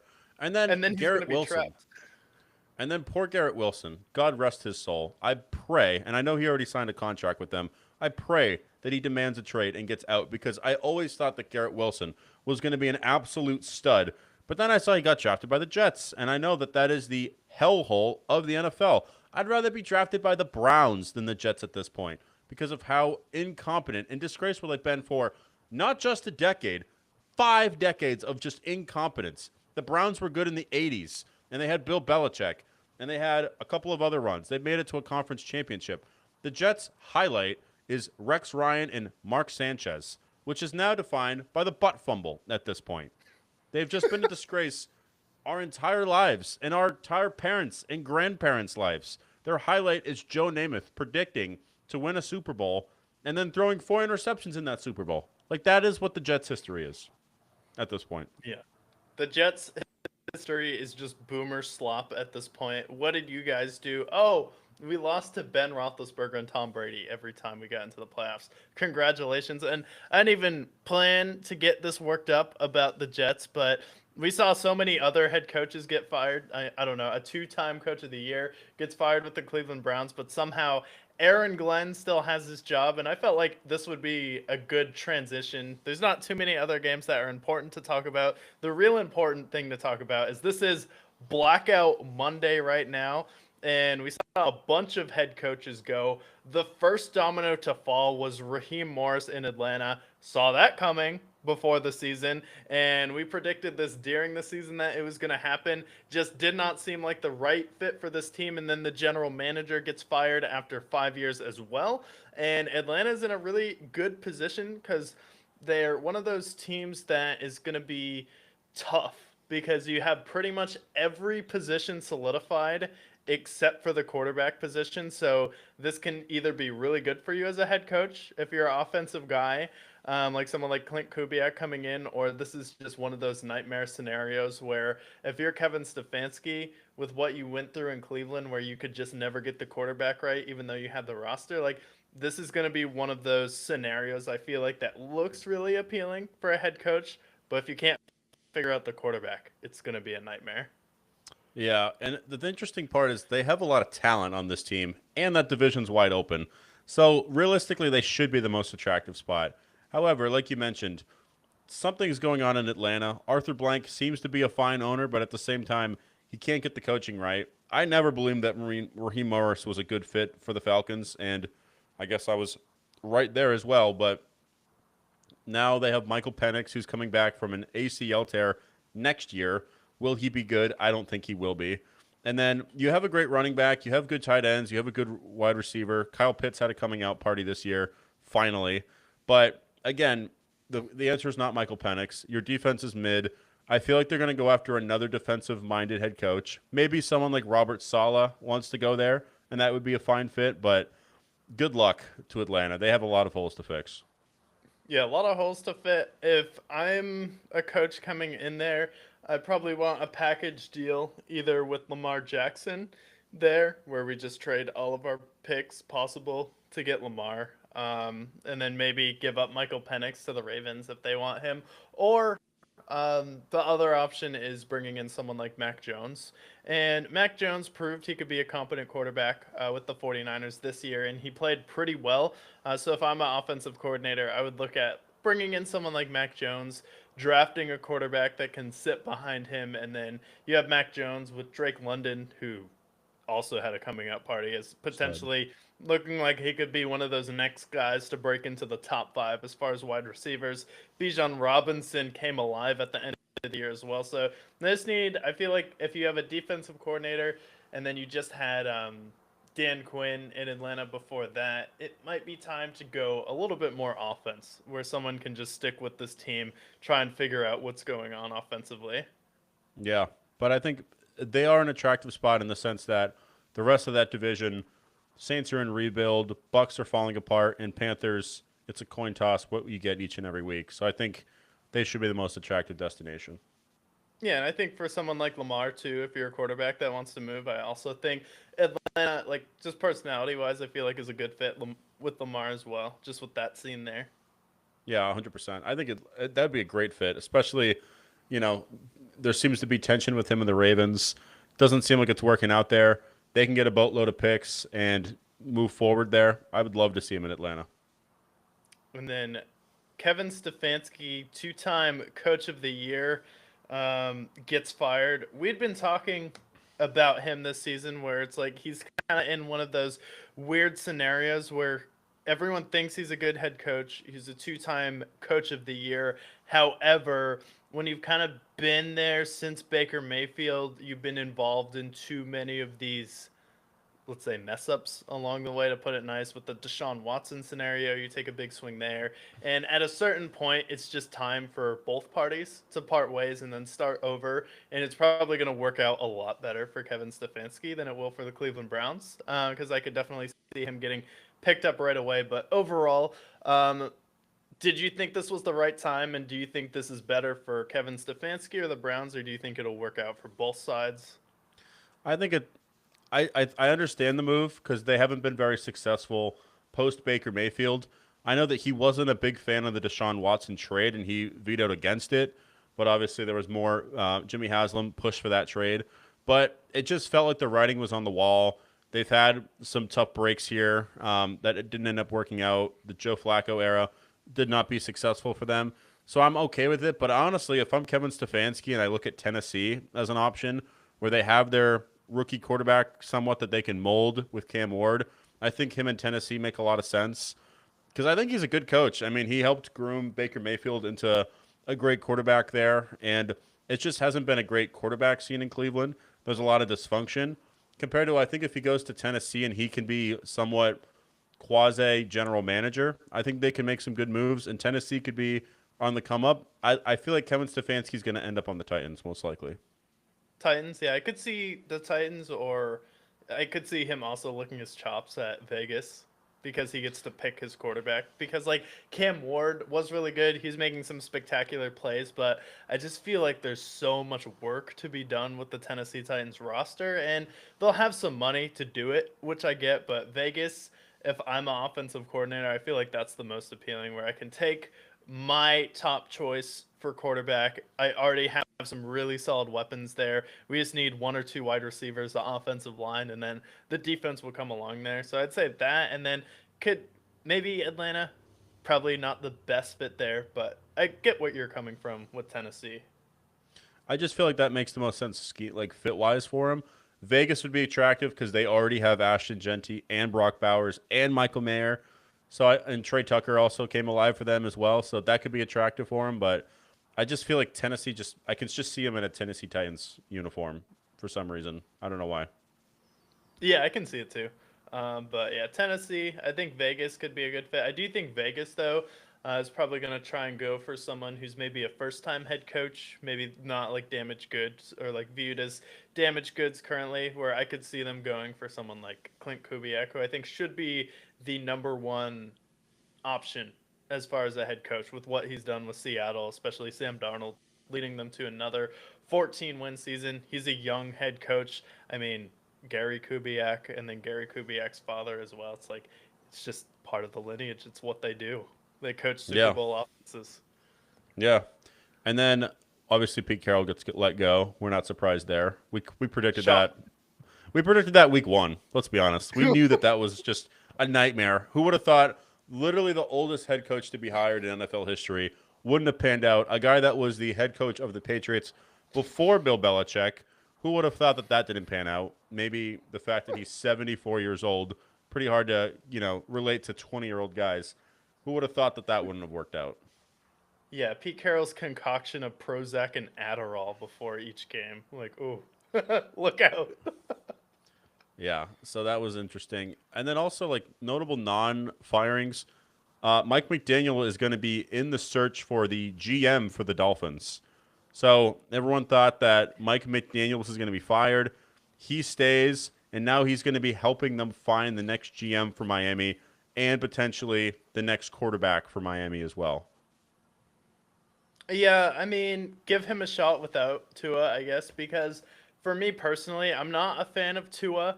And I think Mike McDaniels has done enough where you could justify firing him, but you could also talk yourself into keeping him, especially a franchise as delicate as Miami, where keep in mind what Miami was before Mike McDaniel, where winning wasn't really a thought, especially for the Dolphins. And then this season was kind of a letdown for them. But Tua also got injured. Tyreek Hill is a little bit older. The problem really is that they're in salary cap hell. So is that Mike McDaniel's fault or is that the general manager's fault? So like that is like somewhere you can point to like the Bradley Chubb trade, the Jalen Ramsey trade. Now we take on Minka Fitzpatrick.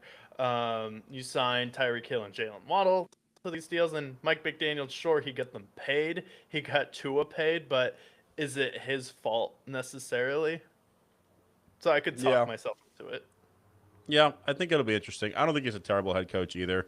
He's definitely a better coordinator, but we'll see how they are next year. The last firing, because we've already, the Giants already fired their coach earlier this year. The Cardinals with Jonathan Gannon, the guy who started his press conference with, who took the bus today. That was That's literally his historic moment. The fact that they finished losing 9 consecutive games. They run the ship with Jacoby Brissett, win no games. People are talking about building around Jacoby Brissett in Arizona. They have to trade Kyler Murray. Like this was a hiring that I never believed in. Didn't think he was going to do much, and now they fire him, and that's a destination that is going to be a tough pull for people. Yeah, because like, who do you think? Because if I'm a coach or someone who wants to coach, I can talk myself into the Giants because the East is weird. Philadelphia showed some signs of maybe possibly being able to you can overtake them. They have some flaws. Washington has some flaws as well. So I think like it's doable there. The Raiders, you have some weapons, but you're also in a division with Patrick Mahomes, the Broncos, who just became the number one seed. You also have Andy Reid, Jim Harbaugh, and Sean Payton, three of the greatest coaches of the 2010s era. So you have that to contend with. And then you also have the Cardinals, though, who are also in the West. And you have Seattle, who's the one seed again. And then the other two teams are in the playoffs. So, like, do you think the Raiders or the Cardinals are a worse job? Because the Cardinals are the worst team in NFL history, and it's not even close. Yeah, honestly, I think the Cardinals are worse because at least the Raiders, there's brand recognition. And if you can bring the Raiders back to the top, that's going to be really exciting for people. And especially they're in Vegas, which I think is a more attractive destination. Arizona, even if You they have are Brady, good, too. yeah, and you have Tom Brady. The Cardinals, they have a historically cheap owner. They've had 9 winning seasons in 100 years. They average a playoff appearance every decade. The Cardinals, like, even if they are good, they're not going to be good enough for Arizona. Like, Arizona sports, people just don't care at this point.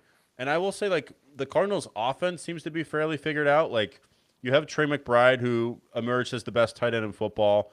Michael Wilson's a nice receiver.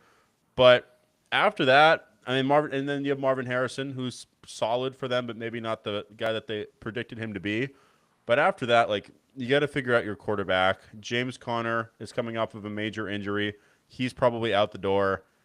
And that defense is very average at best. Buda Baker's probably out the door. Like, there's a lot. You want to talk about a team like the Titans? Like, the Cardinals are in a similar position, and they have 3 juggernauts in that same division. So good luck to whoever hires him. Yeah, I mean, we've seen pretty much it's been the worst team in all of these divisions. Their head coach has gotten fired, and other than Aaron Glenn, and I feel like as far as coaches who should have gotten fired, it would have been Aaron Glenn should have gotten fired, and then also, who else was I thinking of that should have gotten the boot? I feel like Shane Anyone Steichen else you could would have have deserved fired? it. I would have Shane fired Shane Steichen. Steichen. They blew. Yeah. They were 7-2 and they finished with a losing record. Like, how do they not get fired? And you decide to bring back Phillip Rivers out of retirement after 5 years. Like, I think Shane Steichen should have probably been fired. And maybe they still do, and maybe we find out later. But the Colts, I would have looked another way because it didn't work out with him. He's been 8-9 every season with them. But maybe they figure it out. I don't know. But after that, I think maybe Todd Bowles you can look at. But other than that, like, I can't pick on anybody in the NFC really outside of them. The Lions had a lot of tough breaks. I would still keep Dan Campbell with what he's done. Um, but yeah, I feel like the Colts and the Jets are the biggest ones for me that I'm like, what do we? Oh, and how about Zach Taylor? What about Zach Taylor? Why does Zach Taylor still have a job? Why are we keeping him? What did they do? They were 6-11, and I understand Joe Burrow was hurt, but like the Bengals, they've been doing the same thing the last 4 years, and nothing has changed. Was I surprised they kept him? No, but am I disappointed? Absolutely. Yeah. Yeah, I think like if you're the Bengals and you want to level up next year, I would move on from Zach Taylor and get the Houston Texans defensive coordinator. I just like see him on the sideline and that guy has head coaching energy. He just like big physical presence. You have one of the top scoring defenses in the NFL. So I do think he's someone who's definitely going to get a job next year. So if the Giants go defense, watch out for the Houston Texans defensive coordinator. Watch out again for Clint Kubiak. And I feel like the Giants, though, they're also looking at the guy from Notre Dame as well, Marcus Freeman. Yeah, I also can see Kevin Stefanski in New York as well. That could be another fit for him. I don't know if he would want to handle Cam Scatterbo and Jackson Dart because more than just their talents, I think just like their personalities with Kevin Stefanski, who I would consider to be pretty stoic. I don't know if that's a good fit for him, but that could be an interesting fit as well. New York, I feel like is probably going to go offense if I were to guess. And the head coaching firings necessarily haven't finished yet because we have our playoff picture and it's in. And I feel like there's one very obvious standout choice for someone who should get fired, and that is Sean McDermott. If the Jaguars go out there, run all over the Buffalo Bills, stop James Cook, and Trevor Lawrence continues to play how he's been playing all season long, I feel like look out for Sean McDermott to get fired. Like, the guy has looked like he's almost been anticipating he's getting fired the past 2 seasons if you just look at him on the sideline. I get he kind of just has like the sad professor demeanor, and then he even added like the glasses and he looks like a goofy nerd now.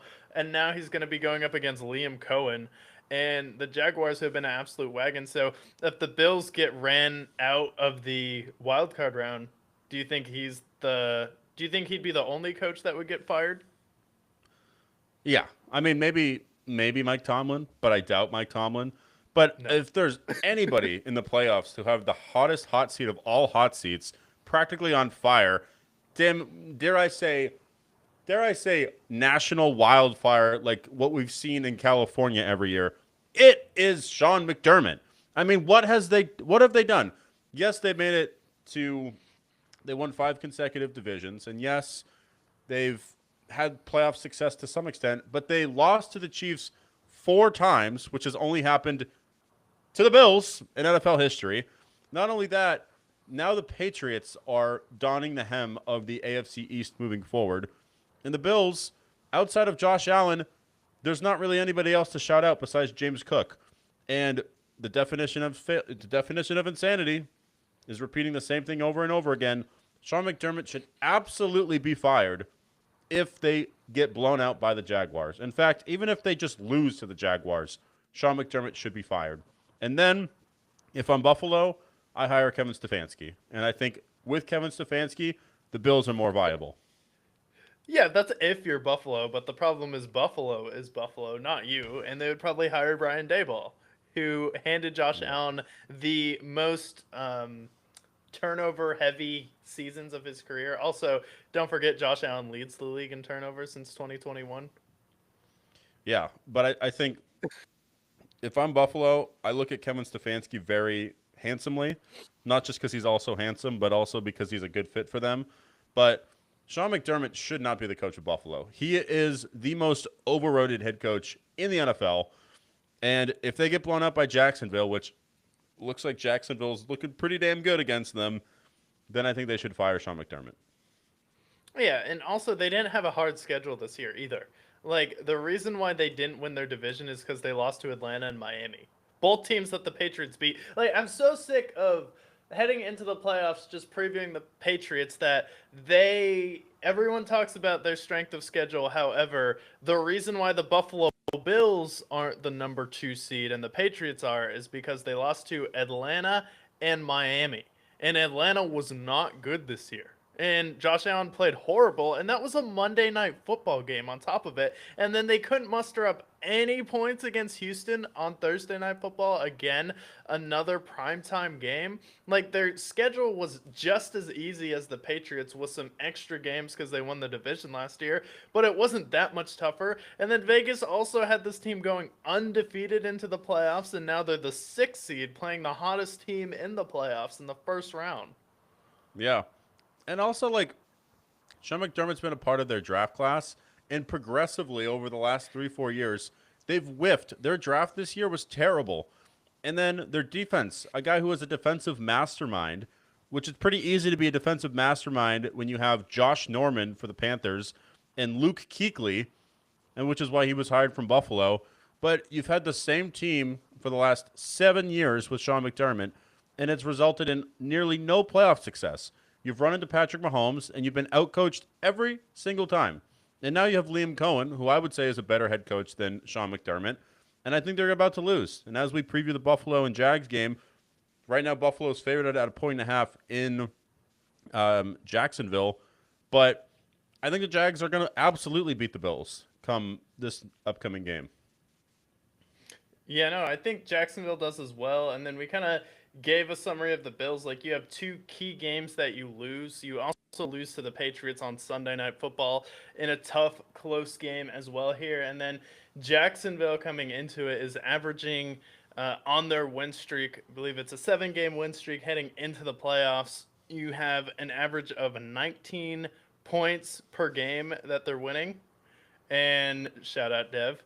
And then you also have Trevor Lawrence coming into it with a grill. They just dropped 24 points in a quarter. And then Parker Washington is coming alive as potentially the best receiver on their team. Tim Patrick is showing up. Strange has been a really solid tight end for them. So they actually have a legitimate wide receiver trio right now. And the thing with Trevor is he was always kind of hitting receivers in the hands. He's always been able to make every throw, but there's just been a lot of times where there's been a lot of drops, and then that caused the Jaguars to fall behind, and then Trevor would start to force the issue where now he's finally had a chance to grow with the offensive coordinator. That's not Doug Peterson, someone like Liam Cohen who Baker said is a lot more chill, where Dave Canales was a lot more intense, kind of like the more intense head coach, where he kind of just needed that chill vibe. And then in the locker room, they have all of the momentum here. So I would take Jacksonville as well. And they're probably one of the biggest surprise teams as well because Liam Cohen had a lot of red flags, especially that Duval press conference coming into it. They started out the season, said this team looks a little bit frantic, but as they started to put it together, now that looks like they have the most dynamic offense coming into the league, and Trevor Lawrence looks like honestly like an MVP candidate the last half of the season here, especially for the Jacksonville Jaguars. They're coming in hot, and also let's not forget that they have a top 5 rushing defense in the league. And what did Buffalo do well? They run the ball well with James Cook and Josh Allen. If they can contain James Cook and make Josh Allen have to throw, who's he going to throw to? Khalil Shakir? Keon Coleman? I'm not impressed. So I think Jacksonville wins, and I don't know if it's going to be close. I think they win by at least a touchdown, maybe more. Yeah, But and I I definitely think like Jacksonville. if you're a Buffalo Bills fan, that's what you need for some real change to happen with this team. Like, okay, can you name a top quarterback that Josh Allen has beaten in the playoffs? Not name Lamar Jackson. Like, really think about it. Mac Jones.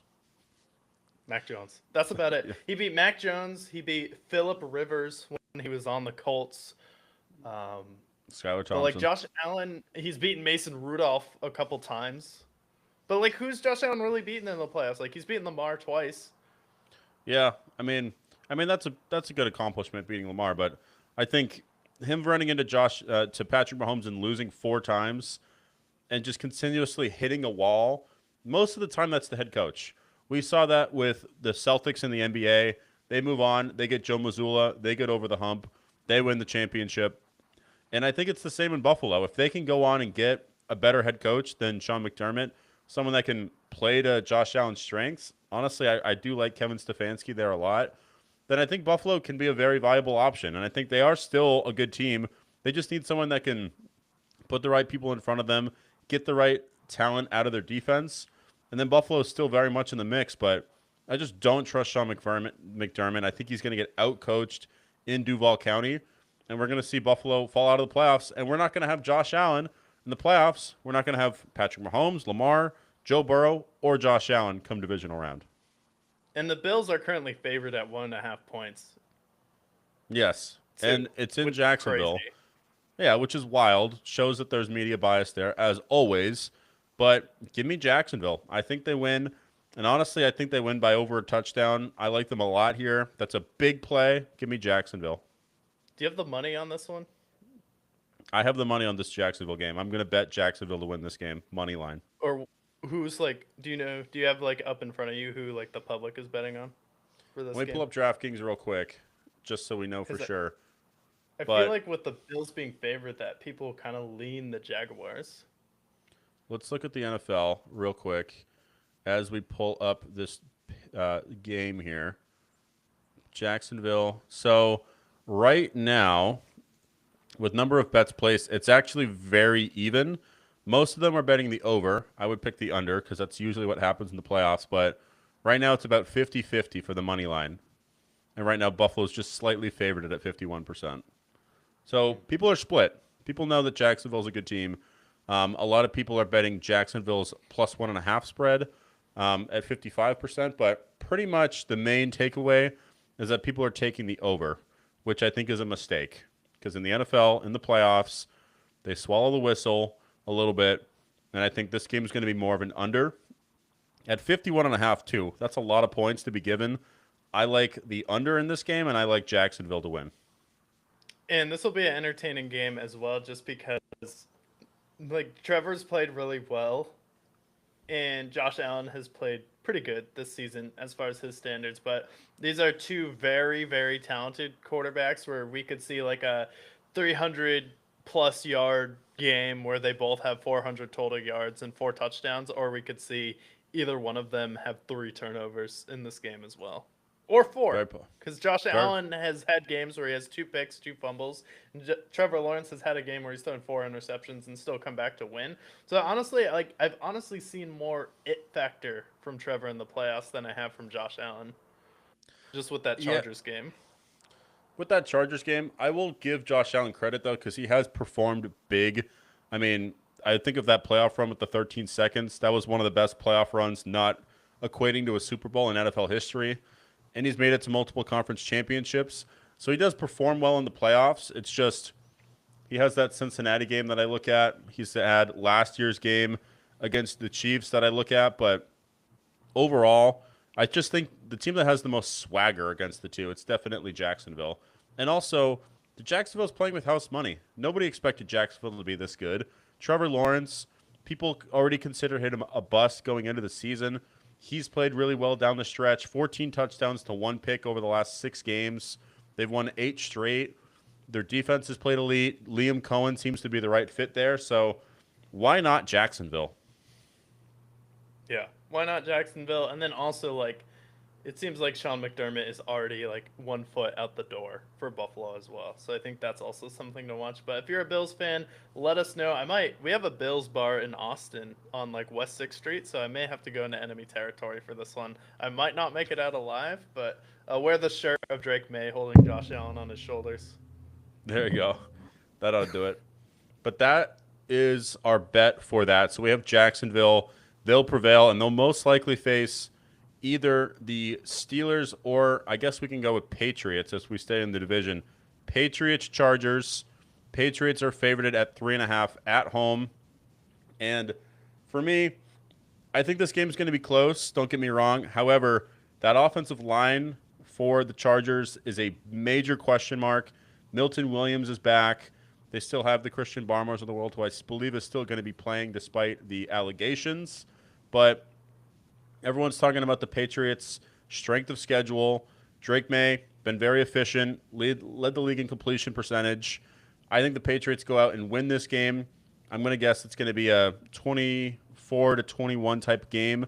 But I like the Patriots to overcome the Chargers in this game.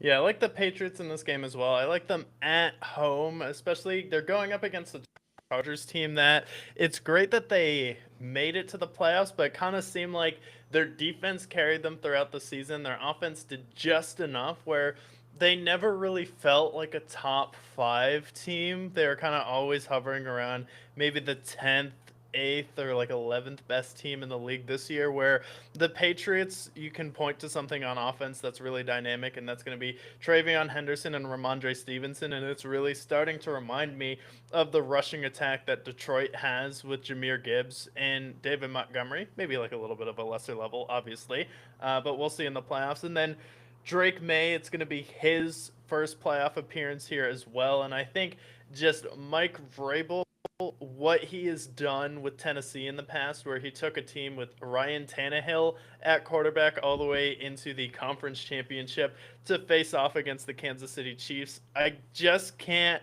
wash those Justin Herbert memories out of my mind last year, where he threw 4 interceptions versus the Houston Texans, and he blew I keep forgetting the score is like a 27-0 lead versus the Jacksonville Jaguars, where Trevor has 4 picks, and I could honestly see this game being similar to that. But the Patriots seem like they're struggling coming into the playoffs, but they're missing Campbell, who's their best offensive lineman as far as just rookies. He's probably their best draft pick this year, along with Travion Henderson. And then they're also missing Milton Williams, who came back, already was making an impact versus Miami, and I think he's going to be the difference maker in this game as well. And then Stephon Diggs just having that playoff experience. And then for me, Jim Harbaugh just doesn't give that extra juice that you need to go into an environment like New England and take out the Patriots. I just can't close my eyes and envision Justin Herbert doing it. But I will say the Chargers have had a very solid regular season. And honestly, like, the Patriots are still playing with house money because they're still not supposed to be here. Yeah, I would agree. I think the Chargers, if the Chargers were full health, maybe then I would appreciate them with the offensive line. I do like Amari and Hampton a lot. I love Ladd McConkey on this team. However, the Patriots, they're a team that has just been consistent each and every game. They're a team that looks like they play like they can run through a brick wall with Mike Vrabel.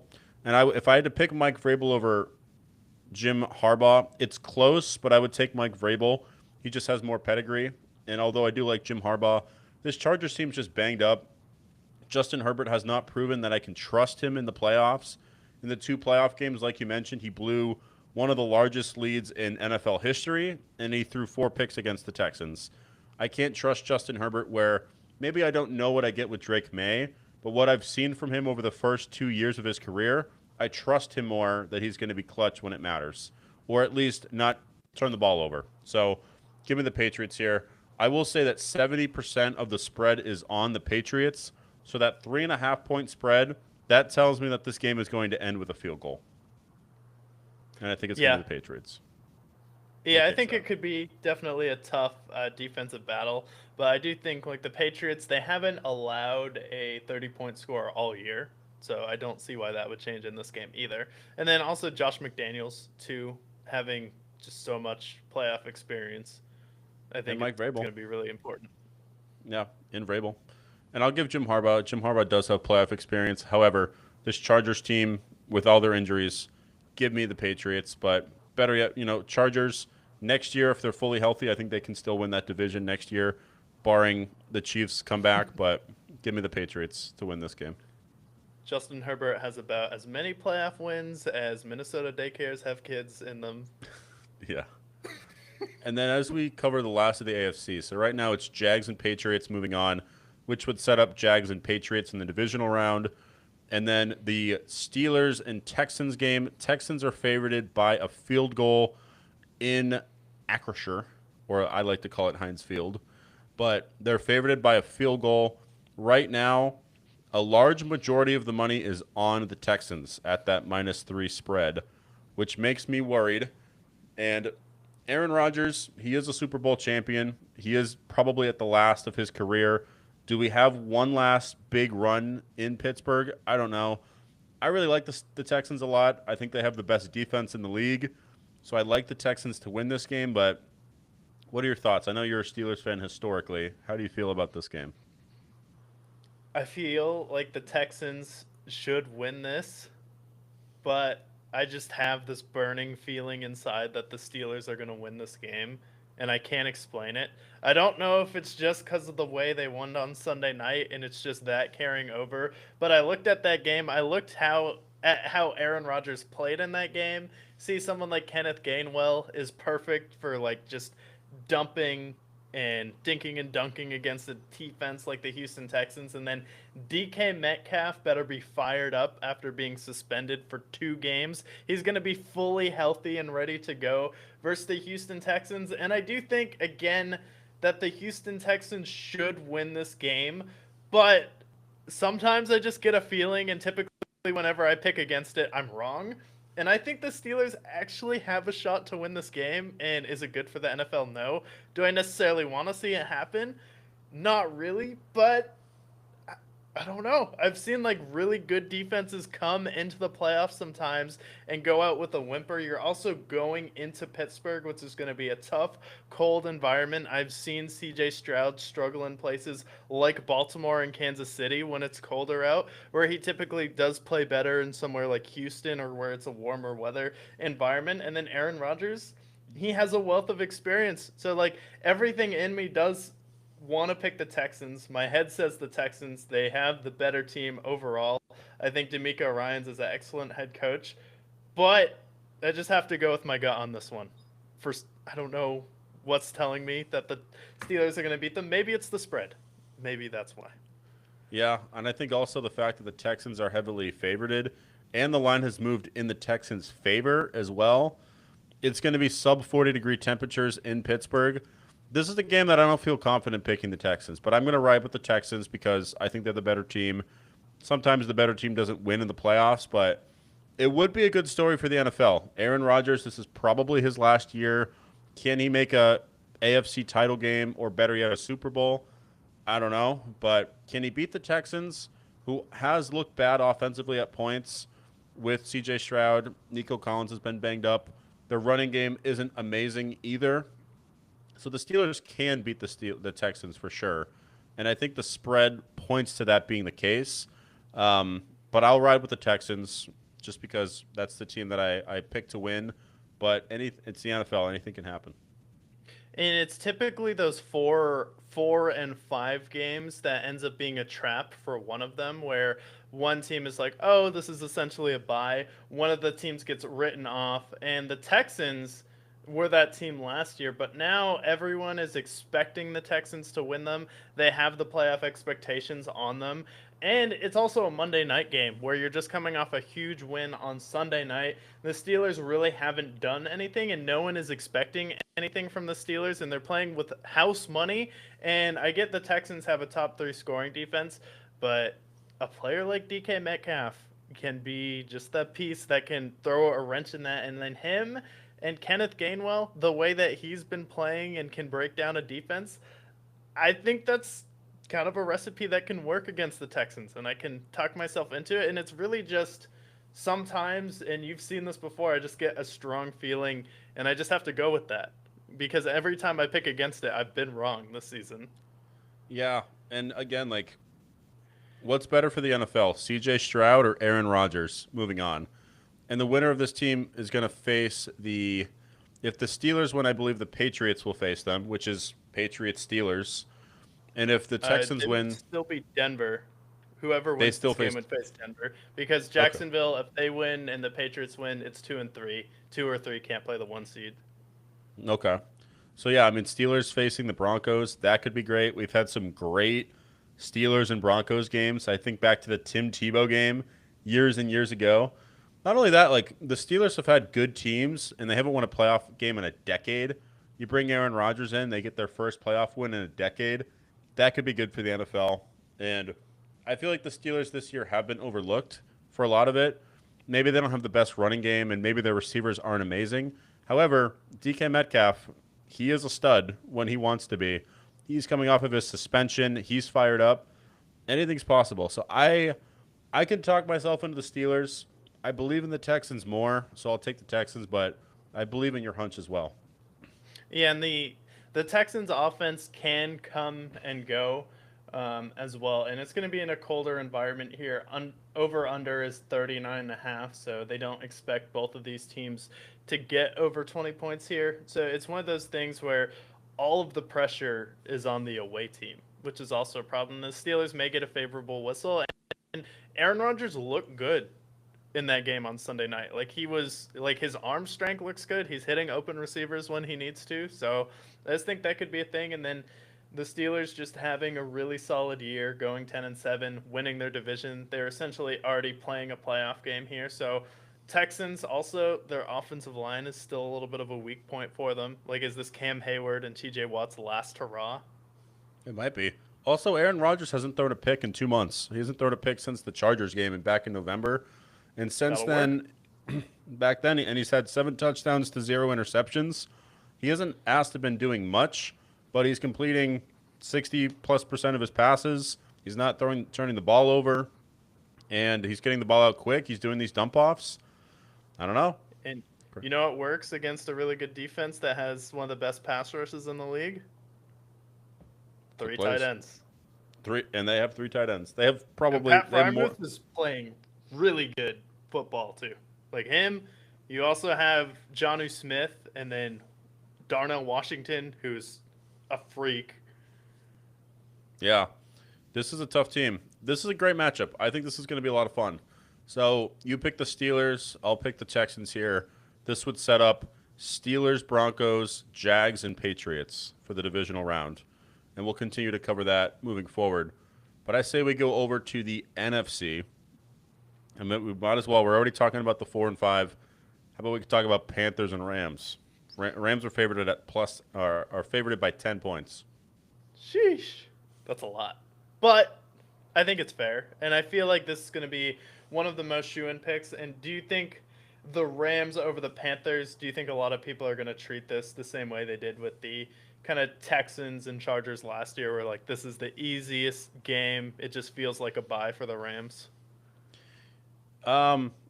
Yes, but I think in this time it's valid because the Panthers, they're probably not a playoff team. They're a fun team. I like Bryce Young, but I don't think they should be in the playoffs. I think I prefer to see the Lions or Vikings here, but they have to play in the NFC South.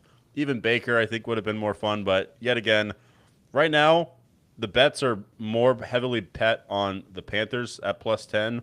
They have 60% of the bet on their spread. So people believe that the Panthers No way. are, yeah, people believe in this Panthers bet. I think especially because they beat them earlier this year, but we got to remember we have Puka Nacua, Devontae, Kyron Williams. We have Matt Stafford, who could very well be the MVP in this game. And I just don't see how Sean McVay loses to the Panthers. He's a great coach. He might be the best coach in the league. Give me the Rams. Like, the Rams should definitely win this, and I do think they cover that 10-point spread.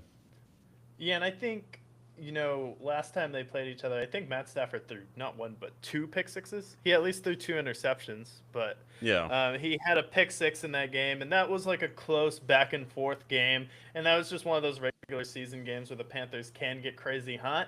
But that is what should scare some teams. But Rico Dowdle has kind of fizzled out at the end of the year. I don't know if he's dealing with the injury here. And then Chuba Hubbard just hasn't been it. Like, they don't have enough explosiveness on offense. And then this is kind of where the playoffs get real, where you have a team like the Rams going up against the Panthers, and then you start to see the level of coaching and then quarterback play with Matt Stafford. So as long as Matt Stafford takes care of the ball, I think they should win this game. It'll probably be like 35-10. Yeah, I would agree. And the Rams, I still believe that they're a viable Super Bowl contender. So I think this is a game that, yeah, the Rams should definitely win this game.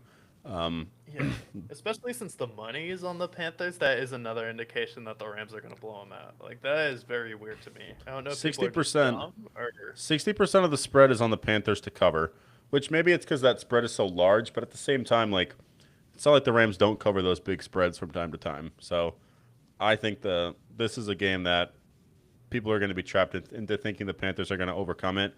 Give me the Rams. I think they win. I think they blow them out. Just the Panthers, and even if the Panthers are playing close, I just don't think they beat them.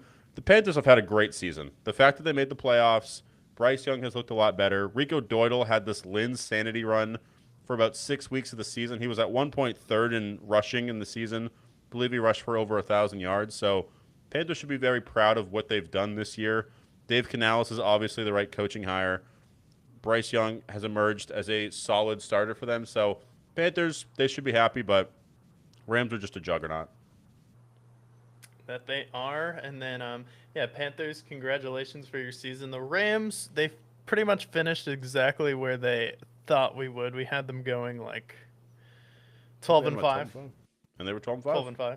They're 12-5 this year. We had them at the number 2 seed, but we didn't realize that the Pope Seattle Seahawks were going to show up here this season. So any other year, they probably would have won their division. And it's crazy, like the AFC, even we have 3 12-5 teams, or I guess the Chargers are 11-6, but 11 wins is what you need to get into the playoffs. So we had 4 12-5 or better teams in the AFC, and in the NFC, we had everyone that was 12-5 in the NFC West, which was it's unheard of. I mean, the fact that the Rams and 49ers are 12-5 and they're wild card teams, that just speaks to how good that NFC West is, outside of the Cardinals, of course. And then speaking of the West, we have Philadelphia hosting. They have the Sunday afternoon game. They host the San Francisco 49ers, and this has been a pretty common playoff matchup, I feel like, where we've had Jalen Hurts and Brock Purdy going at it, and then it's also Christian McCaffrey and Saquon Barkley. And coming into that Seattle Seahawks game, the 49ers were averaging 40 points a game. And then they get shut out in that game, only get 3 points, don't really have a good offensive production. And then the Philadelphia Eagles have kind of just been going through the motions all season long, but they are 4.5-point favorites in this game. So if you had to pick right now, like, just what are your thoughts on the 49ers and Eagles season coming into this? You think it's going to be Christian McCaffrey that makes the bigger play, or is it going to be Saquon Barkley? Because I feel like that's when it's going to come down to. The thing is with the Eagles is that we always are worried about them, and we always feel like maybe they're not firing on all cylinders. But this team is built for the playoffs. Jalen Hurts felt like he was going through the motions. Saquon, A.J. Brown, and Nick Sirianni even felt like they were just kind of going through the motions. But this is a team that also can easily flip a switch and easily remind people that they're the best team in the NFC. And right now, 2/3 of the spread is on the Niners. I think a lot of people are banking on the Niners. For me, the Niners, they've been a great story, and I'm really impressed with Kyle. This is probably Kyle Shanahan's best coaching performance ever. But I think the Eagles win this, honestly. The Eagles are super talented. I think they can shut down Christian McCaffrey. And I do think the Eagles can flip a switch. And I wouldn't be surprised if the Eagles take care of business. They cover that spread, win by a touchdown. But let's keep in mind this Eagles defense has been elite all season. Their offense is well capable of scoring 30-plus points. So even though they've been kind of clunky all year and they're not the sexiest pick, I think the Eagles still prevail. Yeah, and Jalen Hurts is going to start to run a lot more in this game, I feel like. And I think the reason why you have to go with the Eagles over the San Francisco 49ers, it's not even for the reason where it's like, sure, the Eagles offense can flip a switch. You have Saquon Barkley, A.J. Brown, Devontae Smith, Dallas Goedert. We get it. Jalen Hurts is a playoff performer. But you also have their defense with Jalen Carter, who has been an absolute monster this season, and Cooper DeJean this season. You have Jordan Davis. You have Nakobe Dean, who's also been a really good player for them. So it's like, it's not only the Eagles offense. I don't think San Francisco is going to be able to handle the front seven for Philadelphia. And I feel like in a cold weather game in a Sunday afternoon environment, I can definitely see San Francisco struggling, where it's nice that you're able to put up a lot of points versus the Chicago Bears at home on Sunday Night Football when it's perfect weather. But when you're going to Philadelphia in a possible snow game against their front seven, when Philadelphia has been able to turn it on in the playoffs, and Nick Sirianni is a Super Bowl winning head coach, something that Kyle Shanahan cannot say about his resume, where Kyle Shanahan has kind of choked a lot of games away. I've also think I've seen like Saquon Barkley. He's had, well, he might not be as consistent as Christian McCaffrey this season. I've seen a little bit more of a burst from him. So I would also go with Philadelphia as well. And I think this is just going to be a game where their defense is going to take over. And then Jalen Hurts just having the athletic ability to kick into that extra gear where he didn't really run too much, but when he needs to run, especially in the playoffs, he's a guy who could go for 150 rushing yards. Oh, 100%. Yeah, I just think the Niners, they're a good story. But with all those injuries and uncertainty on this team, I also don't know exactly what I'm going to get from Brock Purdy. I like the Eagles here to win this game, but I do think this is going to be a battle that will come down to the fourth quarter, but I like the Eagles to prevail. And you usually see those banged up teams where the coach does a tremendous job coming into the playoffs, end up getting the doors blown on them once they get into the dance. Like, okay, it's great, we scrapped and clawed here, but then Nick Sirianni has a full week to sit down and have his offensive coordinators and defensive coordinators come up with a game plan for the team. It's typically just going to be one of those games where Philadelphia is just a lot healthier right now, and they almost beat the Commanders with Tanner McKee. Shout out Tanner McKee, but he was playing electric versus the Commanders. Yeah, he was. Yeah, the Eagles, they're a sleeping giant, and I think at any point they can flip that switch. But we saw, like, especially even with the Lions last year, where they were just disintegrated by the time they faced the Commanders. The Commanders were a lot healthier, and ultimately you saw that unraveling occur in that first round of the playoffs for the Lions. You saw those injuries catch up with them. And when it comes to the championship and winning the Super Bowl, it's basically a game of attrition at that point. The Niners, the fact that they were 12-5 and they were so good all year, credits to them, but those injuries are going to catch up with them, whether it's the Eagles or whoever they face afterwards. But I think the Eagles are going to take advantage. And there's a reason why the Eagles want to stay as the number 3 seed and not move up to number 2. And I can give you 10 reasons, and that is Jordan Love. Because the Bears, they end up becoming the number 2 seed, and they kind of limp into the playoffs where they come off a huge loss on Sunday Night Football where it's a massive offensive output going back and forth. And then you also have a pretty much a huge letdown versus the Detroit Lions, where Detroit maybe they missed the playoffs, but they also beat Ben Johnson twice here. And now you still have the Chicago Bears, where they beat the Packers last time they played them and split with them, and they beat them in Chicago, sure. But Jordan Love didn't finish that game, and they almost lost to Malik Willis. And the Packers, again, have been a little bit inconsistent. Jordan Love has been in and out of the lineup. But you're getting Christian Watson back in this game, who has killed the Chicago Bears this season.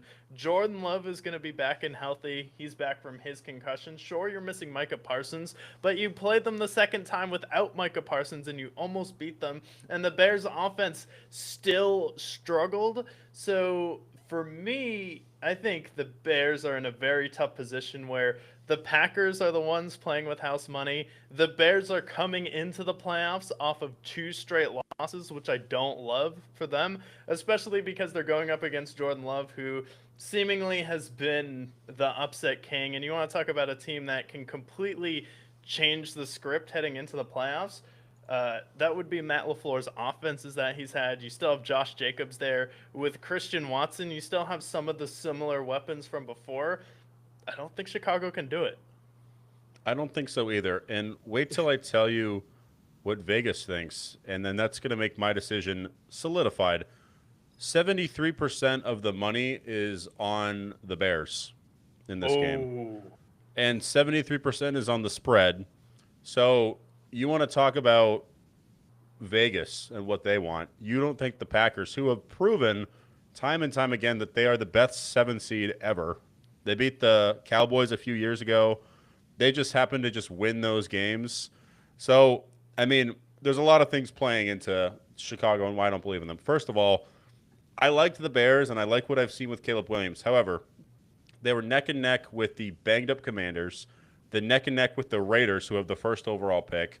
They basically lost to the Packers with Malik Willis if it wasn't for that onside kick that they recovered and ended up winning.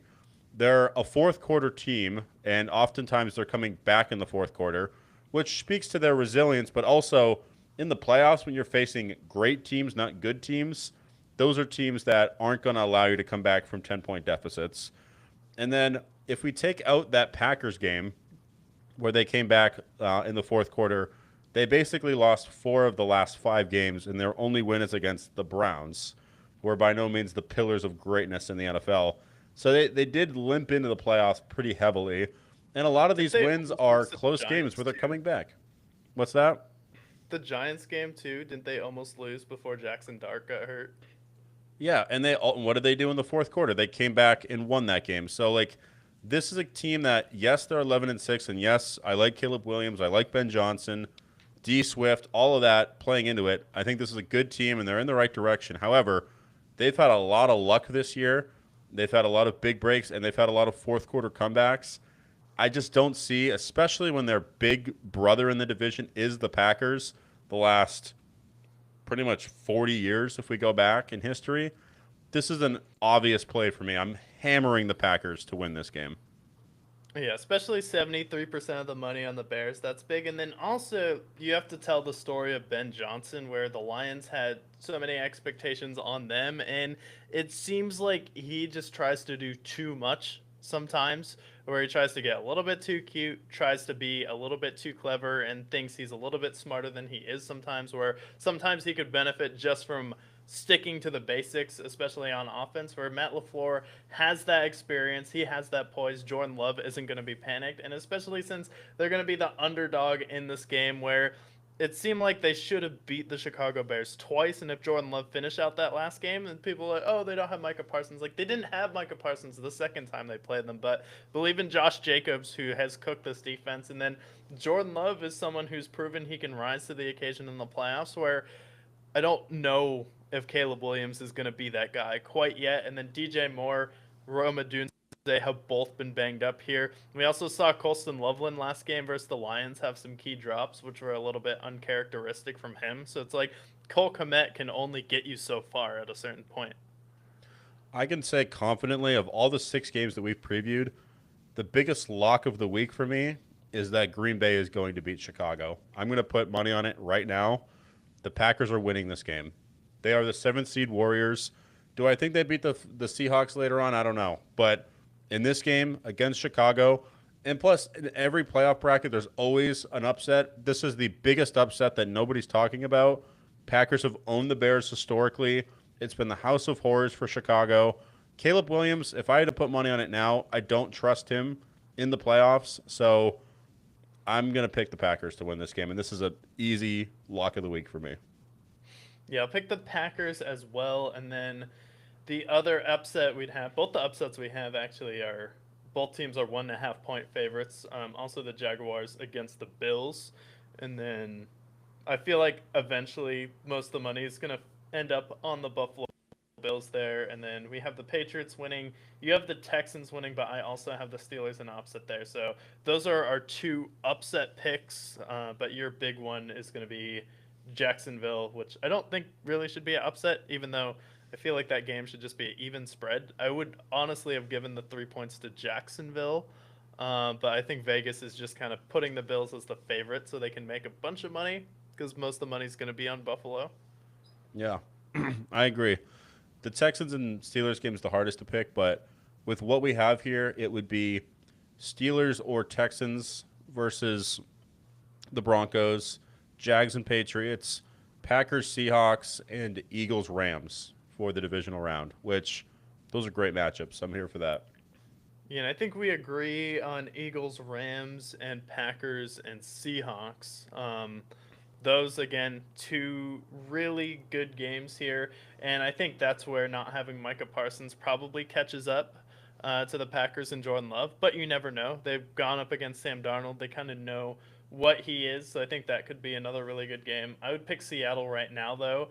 And then I would probably – I think the NFL would want the trilogy rematch between the Rams and Seattle, especially since both those games were one possession games and one of them was the best game of the season. And I'd honestly give the nod to Seattle just because they're at home. It's a cold weather game. And Sean McVay teams in cold weather games haven't been that good.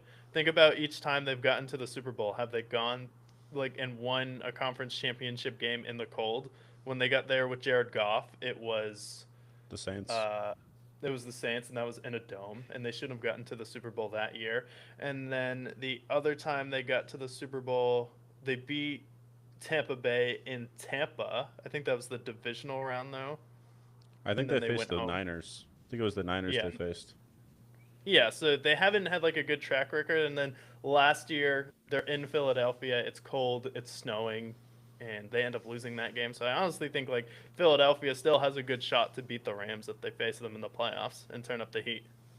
Yeah, I like the idea of Rams and Seahawks in the conference championship, especially you have the MVP narrative with Stafford. You have the trilogy. That's where I think the NFL is going to push, and typically the NFL gets what it wants. So I like that. And then in the AFC, I think the Broncos are going to lose to the Texans in my prediction. And then Patriots, Jags.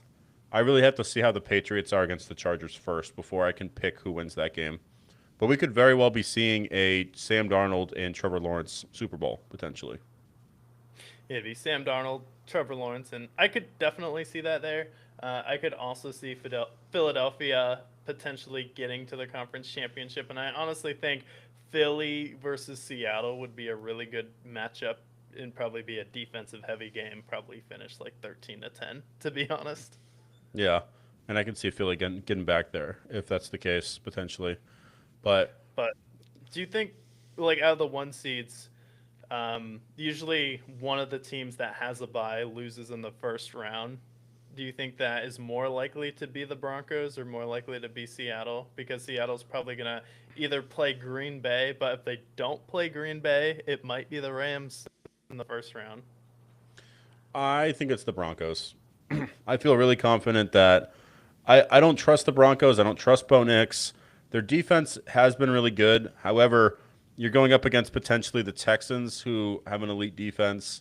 Maybe it's the Steelers with Aaron Rodgers, but I just don't trust the Broncos. They haven't really they've played really closely against bad competition. I remember that Jets game all too well. And I think of any of these two teams, the Seahawks have Sam Darnold, who's been really good for them, and I trust their run game. Whereas the Broncos, RJ Harvey's been nice for them, but I think that's an easily containable offense.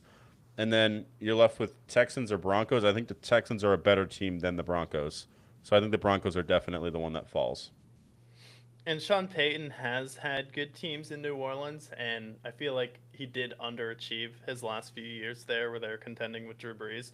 Frankly, he did get royally screwed a couple times, but I don't think the NFL likes him. And I think you talk about like NFL karma, like sure you get your Super Bowl, but you also have Bounty Gate hanging over your head as well for Sean Payton. And I think that's kind of been what's preventing him from taking it to the next level, as weird as it is to say. But I think those things do matter. 100%, especially the way the NFL cares about the health of their players. Bounty Gate's probably the biggest scandal of the last 15 years for the NFL, and the one that they probably care about the most. Yeah, so definitely a interesting playoff bracket here. We'll definitely be here to break down each game, give some more in-depth analysis next week. Anything else you want to say about any of these teams? Yeah, I believe in the Packers a lot. I believe in the Rams. And then I think we're due to see a Buffalo Bills first round exit. I think we're going to see Sean McDermott unemployed with a cardboard box outside of Buffalo, aka Orchard Park. So those are the predictions I feel the most confident in moving into the next round.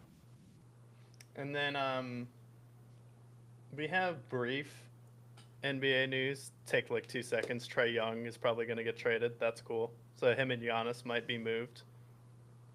Yeah. I don't know where is a good fit for Trae Young, to be honest. Maybe. No, I don't even think the Spurs would be an interesting spot. I really don't know where you could put Trae Young because I don't know if he's one of those superstars that really fits well with any of these major teams.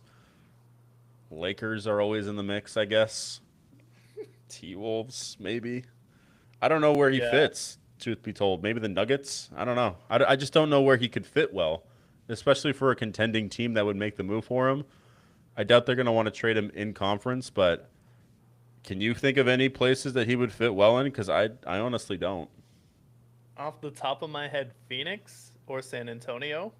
I could see San Antonio potentially flipping De'Aaron Fox and some picks for Trae Young, and then pairing him with Victor Wembanyama. Then you have like a high-paced point guard, and I think he's a little bit better than De'Aaron Fox, who can also fill up the stat sheet. So I think he would be a good fit in San Antonio. And then I think the Suns may take a look at flipping Jalen Green, and that was kind of always a plan for them. And then also the other option would probably be Houston. Houston has enough pieces to make a move for Trae Young. So if you want to flip Fred VanVleet, you could probably make the money work there. And their team is already so tall that their average height would still be over 6'8", even if they added Trae Young. Yeah, I like the Rockets there. The Suns, I don't know if the Suns want to make a trade these days, especially with them. They're still kind of overcoming that KD and Bradley Beal debacle. So I don't know if they're going to make that move. The Suns are kind of like I heard somebody compare them to the A's Moneyball team, and I kind of like it. It's just a bunch of rejects. And the Suns are fun. But I like the Spurs. I'd love to see him with Wembanyama. I think we predicted that years ago, him going there. Yeah. I mean, that could be fun. He's good. You know, he's got a good three ball. He's a good facilitator. And Wembanyama's definitely the major player there. But I really just don't know. Maybe Cleveland kicks the doors on it. Maybe the Heat, who always are in the mix. I just don't really know where he fits well, honestly. Yeah, so the NBA is kind of one of those things that's more interesting once the trade happens. And then the Thunder were on pace to break the Warriors record. They started out historically, and they are now 6-6 in their past 12 games, and they just lost to the Hornets, 124-97. And then I think like Wembanyama, the Spurs beat them like 3 times already this year, and him hating Chet and bullying the Thunder, I think really did a number on them. Oh, 100%. Also, I think the Spurs have just given the recipe to how to beat the Thunder. And I think other teams are looking at that and applying that because over the last 10 games, they're 5-5. they seem to have cracks in their armor, and I wouldn't be surprised if the Spurs end up taking that 1 seed from them. Yeah, and they're kind of a bunch of dorks when you think about it. Like Jalen Williams is like a little bit arrogant, and he thinks he's a little bit of a better player than he is. He had a great finals. Chet as well, SGA. Like I feel like the Thunder are a team where you kind of do just have to bully them, and if you can play some bully ball, like Jokic with 4.5 starters took them 7 games. What is he Yeah. going to do with the full cast? And Jokic was clearly the best player. And he was just playing bully ball with them. So I think like to beat the Thunder, just bully them, push them around, push them to the ground. You're going to call fouls on us, sure. Eventually the refs are going to swallow the whistle and the NBA is going to be like, "All right, enough." Yeah, I agree. Yeah, and I honestly, the Thunder, I like SGA, but they're definitely an unlikable team, I feel like, at this point. The Spurs, I do think that they're the best team in the Western Conference. And I think they're the ones that are going to be vying for the title come June. Yeah. And then last thing I'll say is I give you credit. You were one of the only people to say the Celtics would be a top 4 team. They're currently vying for the number 1 seed in the East. Jaylen Brown just dropped a 50 ball versus the Clippers. I don't know if you saw that Jesus. lean in 3 that he had, where he stepped back, leaned in, and he dropped 50 points versus the Clippers, and then he's been averaging over 30 points the past month. He's been a beast. And I honestly, the thing about the Celtics is like, yes, they don't have Jason Tatum, but they still have Derek White. Jalen Brown, underrated superstar for them. And then some of their rookie, Peyton Pritchard has stepped in well for them. Jordan Walsh has stepped in well. The Celtics, especially in the East, where really the only other viable contenders for me, I would shout, is the Pistons and Knicks. I just felt like their depth alone should make them a top 4 team, and now they're 3.5 games behind the Pistons, and they still are well defensively. They still have a great coach, so I was not surprised at all with what I've seen from them at all. Yeah, and if Jason Tatum comes back, like the East is wide open, definitely think they could win it. Especially like they got this one kid, Hugo Gonzalez from Spain. Anytime you take a European player, and then his plus minus when he's on the floor with Derek White together has been like plus 21 this year. That's insane. Yeah, so the Celtics, I think they are going to be legit. Depends on when Jason Tatum comes back, if he comes back. But even if he doesn't, I think they can still make it to at least the divisional round. I think they can definitely win a playoff series. They'd face off against the Heat right now, and I think they would beat the Heat easily with just even their current cast. But yeah, that's just some things to think about. It's starting to, we're starting to get closer to the trade deadline. We're about a month out. So this is when the NBA starts to heat up a little bit. So just wanted to give you just some brief notes about what's going on. But Netflix has had a lot of drama. I think you've been following the drama here. So I will give you the floor for what have you been watching this week? Yeah, I watched the finale of Stranger Things, and boy, did I watch it. Um, Season 5 of Stranger Things is definitely the worst season of Stranger Things, and it's not really close. Um, to set up, I don't know where you left off with Stranger. Did you even watch season 4? I like got kind of into season 3 and then kept falling asleep. So I was like, I forget it. I dropped it. Yeah. Yeah, so season 4, they introduced Vecna, who was a great character in season 4. It ends with basically the Upside Down and, what is it called? What's that town that they're in? I don't know. Either way, you get the idea. The whole town basically just crumbles under the Upside Down. It's under military control. And Vecna's essentially in hiding for most of season 5. You have Max, who's in a coma, and then they're basically just trying to fight Vecna and kill the Mind Flayer. And essentially, the whole first 4 episodes are them not really doing anything. Like, nothing. I can't even explain to you what happens because they're just basically setting up the fight for what will be the finale. And then finally, Max comes out of her coma, and then they end up finding Vecna in this. I don't even know what they called it. I think it's Alpha X dimension or some shit. He's Is eventually there a trying reason to. he's hiding? No, Like, they don't. sorry Well, to if they. interrupt, but Well, I mean, if they did, they didn't explain it. So here's the thing with season 5 of Stranger Things: they do things in season 5 and not explain any of it, and the internet's really trying to grasp at it. But what it really reminds me of is Disney Star Wars. That's the easiest comp I can have for it, where they just submit slop to the audience, and the audience tries to decipher its meaning. But the meaning is that they just can't write well. The Duffer Brothers are overrated as far as directors. So all of it leads up to the finale, which, by the way, the finale is 2.5 hours long, by the way. It's released on New What? Year's Eve. Yeah, it's 2.5 hours long. And so they get to the finale. They have this big fight with Vecna. Episode 7, leading up to the finale, they have this 10-minute moment of Will coming out as gay, which I guess cool for Will. But the problem I have with it is not so much that he comes out as gay, because Robin comes out as gay in season 4, and it's perfectly fine. It's the fact that it's like 15 minutes long, and all of the actors just don't care. Like the acting in it is so bad. You can just tell that each of these people who've been acting in this role for 10 years, they just don't care anymore, and it's very obvious throughout the season. So Will comes out as gay, and it's like a 10-minute, session there, and they're just like, okay, cool, but we have to fight Vecna now, so they move on. So they essentially, to just narrow it down, the whole 8 episodes is leading up to this big fight with Vecna, where they're going to take him down. The Upside Down's going to be erased, and they're going to have a normal life again. And the fight with them and Vecna is 6 minutes long. It's 6 minutes long, literally 6 minutes and 15 seconds. They put it on one of the posts. And the problem is that the finale of Stranger Things is 2.5 hours long. I mentioned that to you. They beat Vecna in the first 45 minutes, basically, maybe in the first hour. So the last hour is just the aftermath of them beating Vecna, which is like, for spoilers, sorry for anybody watching, 11 basically sacrifices herself in the Upside Down to kill the process. It's kind of uncertain whether she actually dies or if she fakes it, blah, blah, blah. But the last hour is just them saying what happens after the fact, which is Nancy goes to Emerson, and Steve becomes a coach of a baseball team, and Jonathan's a writer at NYU. But they never explain, like, what happens to Murray, what happens to Robin's girlfriend, what happens with Will. Like, they don't explain anything. They just are basically like, we live happily ever after. But the problem is that it's for an hour, and this could have been for the last 20 minutes of the show.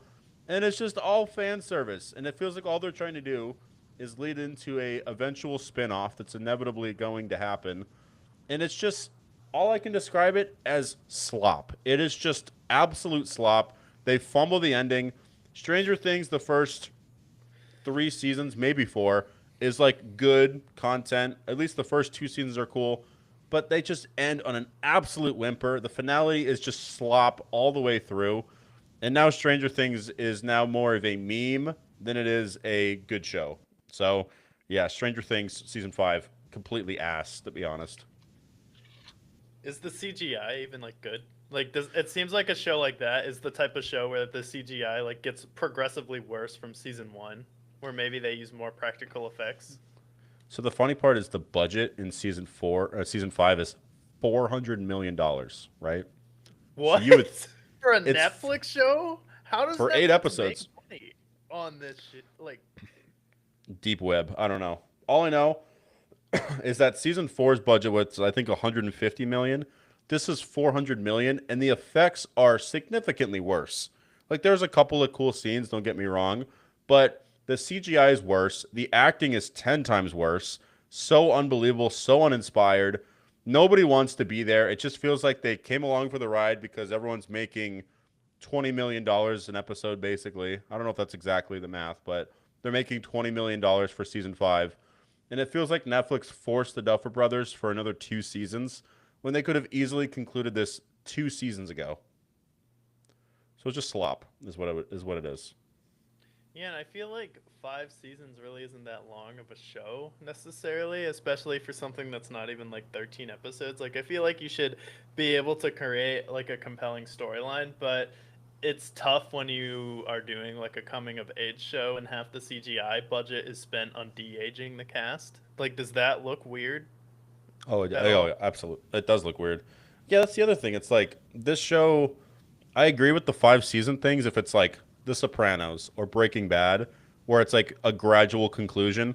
But this is like beating the Upside Down, beating this, sci-fi concept. Like, this should have been 3 seasons, and they could have easily concluded it in 3 seasons. But the problem is that this show was huge. It was massive. It was a pop culture moment. So they just milked it for as long as they could. And they're going to continue to milk it even after the show's over. And that's the biggest problem with this show, is that they can never actually stick the landing. And they don't kill any of the characters. None of the characters die. And that's the biggest beef. It's like, you guys go through war. You guys are fighting these demons. And nobody dies. Not a single character dies. That's fucking bullshit.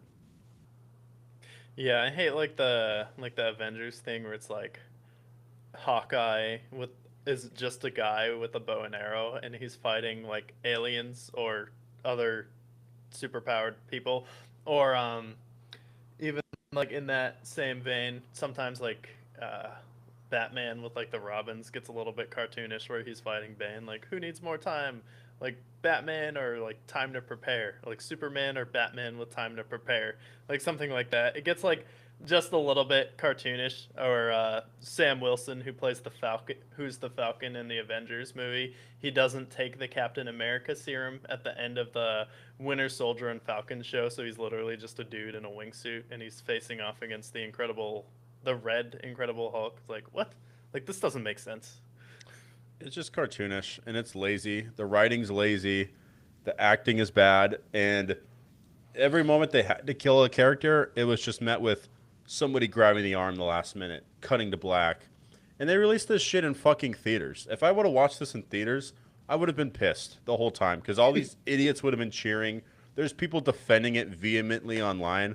Like, no, they didn't write it well. The acting's terrible. Season 5 is a complete mess. And they don't even wrap up the story well at all.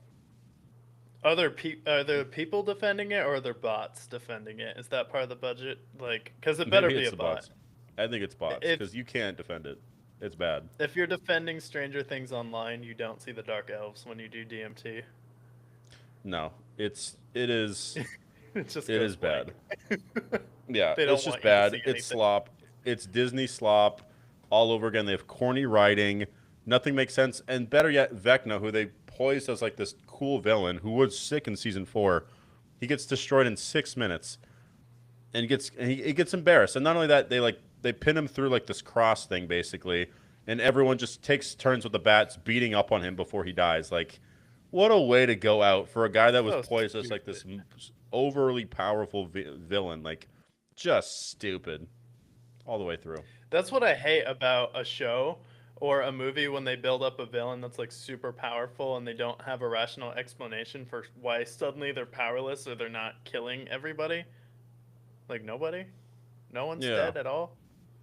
Yeah, and it's just like there were so many opportunities. They go into this, basically his headquarters, all for them to just basically throw a few Molotovs at him, shoot him with some guns, and he's defeated very, very easily. They had literally the scene of Will coming out is longer than that of them beating Vecna, who they built up for the last 2 seasons, all for him to be killed in 6 minutes. Like, that's a joke. What are we doing? Yeah, and it's like whatever if they have him coming out, but did you really need it to be like the main point of episode like the last episode ever of Stranger Things where it's like a 2.5 hour movie? Does that really need to be the thing, especially when the characters don't care? I don't know if this is true, but I saw like a thing about Millie Bobby Brown on set was calling him like LGBTQ and she's like gonna I, barbecue him. I don't know if I that's did not. real, but I don't know if that's real either. But I just, especially like Millie Bobby Brown hated the show. All the other people are so like uninterested. And she was you, done after season 3. She was like, "Don't make me do this, please." Her and they and did David anyways. Harbour too, both wanted Them, out. yeah, the thing is everyone is going to be successful, most likely outside of Stranger Things. Millie Bobby Brown has her modeling and acting. David Harbaugh's in Marvel. Winona Ryder's already established. Finn Wolfhard was in It. Like, those other characters, like, they have a career after Stranger Things. Sadie Sink is going to be famous. Like, they're going to be fine. But they just milked it because that was Stranger Things. That was basically Netflix's baby that they just built up for the last decade. So, yeah, don't watch season 5. Yeah. Wow. Well, you went through Misery watching Stranger Things season 5. I watched Misery and I hadn't seen it before, and That's a crazy movie. You want to talk about the complete opposite of Stranger Things, where you have a $400 million budget, terrible writing, do nothing with it. How about just like a simple kidnapping where Misery, if you haven't seen it, is about an author played by James Caan, which is funny because I haven't seen him in too much other than Elf, and all I think of him is just Walter Hobbs every time I see him. And he's also an author in this movie, and he gets in a car accident because he's going out to like the woods to write a book or something, and then Kathy Bates is like his number one fan, and if you know anything about Swifties, sometimes the number one fan can be a freaking psycho, and she pulls him out of his car and essentially kidnaps him and holds him hostage because she wants him to write another book because he wrote a book about a character called Misery and she dies at the end of it, and she's essentially holding him hostage until he writes another book bringing her back and is holding him in this cabin against her will. So he's pretty much dealing with a fatal, like, not a fatal injury, but pretty traumatic, like, spinal injury. He can't really move his legs, so she's like nursing him back to health, but he's also just locked in her house. So it's just like a really good slow burn. This is typically brought up as one of the best Stephen King adaptations. Go figure, it's Stephen King writing about a writer, which he does in pretty much all of his books. But I thought it was a really good movie. There's some really gnarly scenes in this where she's like talking about like back in like the 1800s when a slave would try and run away. Um, and he does at one point in this movie, and she catches him. What they do is they essentially take a board, put your feet next to it, take a hammer, just swing it, and they break your feet just so you can Jesus. walk again, you can work, but you'll be hobbled so you can't run away. So when she catches him trying to run away, she breaks both of his feet, and there's just some really gruesome scenes in this, and there's a lot of just, you want to talk about a movie you could just make with like a $800,000 budget? Like the tension there is really good. This is a Rob Schneider movie, the guy who just passed away tragically, Rob Reiner. or Rob Reiner. Um, and he ends up directing this movie, but it's just a really good tension building movie where the music is really good, the cinematography is really cool. It's like that snowy cabin type movie where he's just locked in there being trapped by this crazy lady who's like his number one fan, but just takes it a little bit too far. Yeah, I've seen Misery before. It's really good. I believe that it's shot in Maine, if I'm not mistaken, or Vermont, I believe it is. But it's really good. It's one of my favorite Stephen King movies. Um, really good. The cabin scenes are gruesome. There's some really gruesome um, scenes where he just gets beat up, basically. But really, really good. I would recommend it for sure. It's been a while since I've seen it, so it's a little foggy, but yeah, really, really sick movie. I'm glad you got to watch it. Yeah, and at the end of this movie, he changes his name to Walter Hobbs and decides to become a kids' book author. So I thought that was interesting leading into Elf. Yeah, yeah, it's a cinematic universe, I guess, But for it. yeah, it's kind of funny just seeing like James Caan play another author, but it's just a lot of really good tension in this movie, and I feel like this movie like should definitely be shown in film class. Like this is why you don't need like a huge budget. Like this movie comes to mind, and then something like it reminded me a little bit like 10 Cloverfield Lane, like similar vibes, different type Hmm. of movie, but I feel like they're both Yeah, kind of in that same vein where you don't need a ton of money. You can just have a really good movie where you just have two people trapped in a room for the whole movie. And I feel like those movies don't get enough credit because it's really hard to make. Especially like you have to have the right actors that have the right chemistry, you have to have the cinematography in the movie. Like everything like play into it, and when something like that or like 10 Cloverfield Lane is pulled off, like the simplest concepts I feel like are the hardest thing because you can't hide behind CGI. You can't hide behind these massive set pieces. It's just someone in a room back and forth, and that's kind of what I feel like some movies are missing now, where you have some of these 90s movies where they just get straight to the point. It's an hour and a half, tight like hour and 45 minute. You get in, get out, you get the whole point. Pretty disturbing, but I feel like it's just a really tough concept to pull off and make it compelling. Yeah, and I like your 10 Cloverfield Lane comp because I feel like I don't know whether or not it is an influence of um, Misery or not, but same kind of premise where Came out somebody's this like year. locked in a they're like locked in a bunker. He's basically saying that you can't go outside or else you're gonna die of radiation. It's like a very similar kind of concept where somebody's like kidnapping somebody essentially. Yeah, and the thing too, which I like about 10 Cloverfield Lane, is he's right and he's wrong. Where there is like a giant tragedy, you shouldn't go outside, but also the air isn't deadly. So you kind of have like him like trying to protect him by like lying and doing it in the wrong way. Where like I feel like 10 Cloverfield Lane feels like if you're stuck in a bunker with Alex Jones in the apocalypse, I feel like is what they were going for. Yeah, I would agree. I actually had to watch that in film class, so funny enough. But really good movie. I have to rewatch that soon, but don't watch Stranger Things season 5. That was the premise of my recap.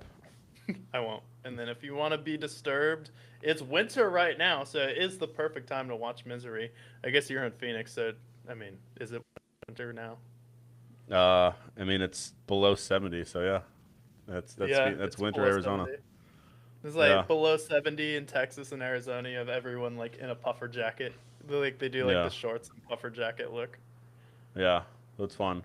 But super wild card weekend. Make sure to watch our recap as we preview the divisional round, but most importantly of all,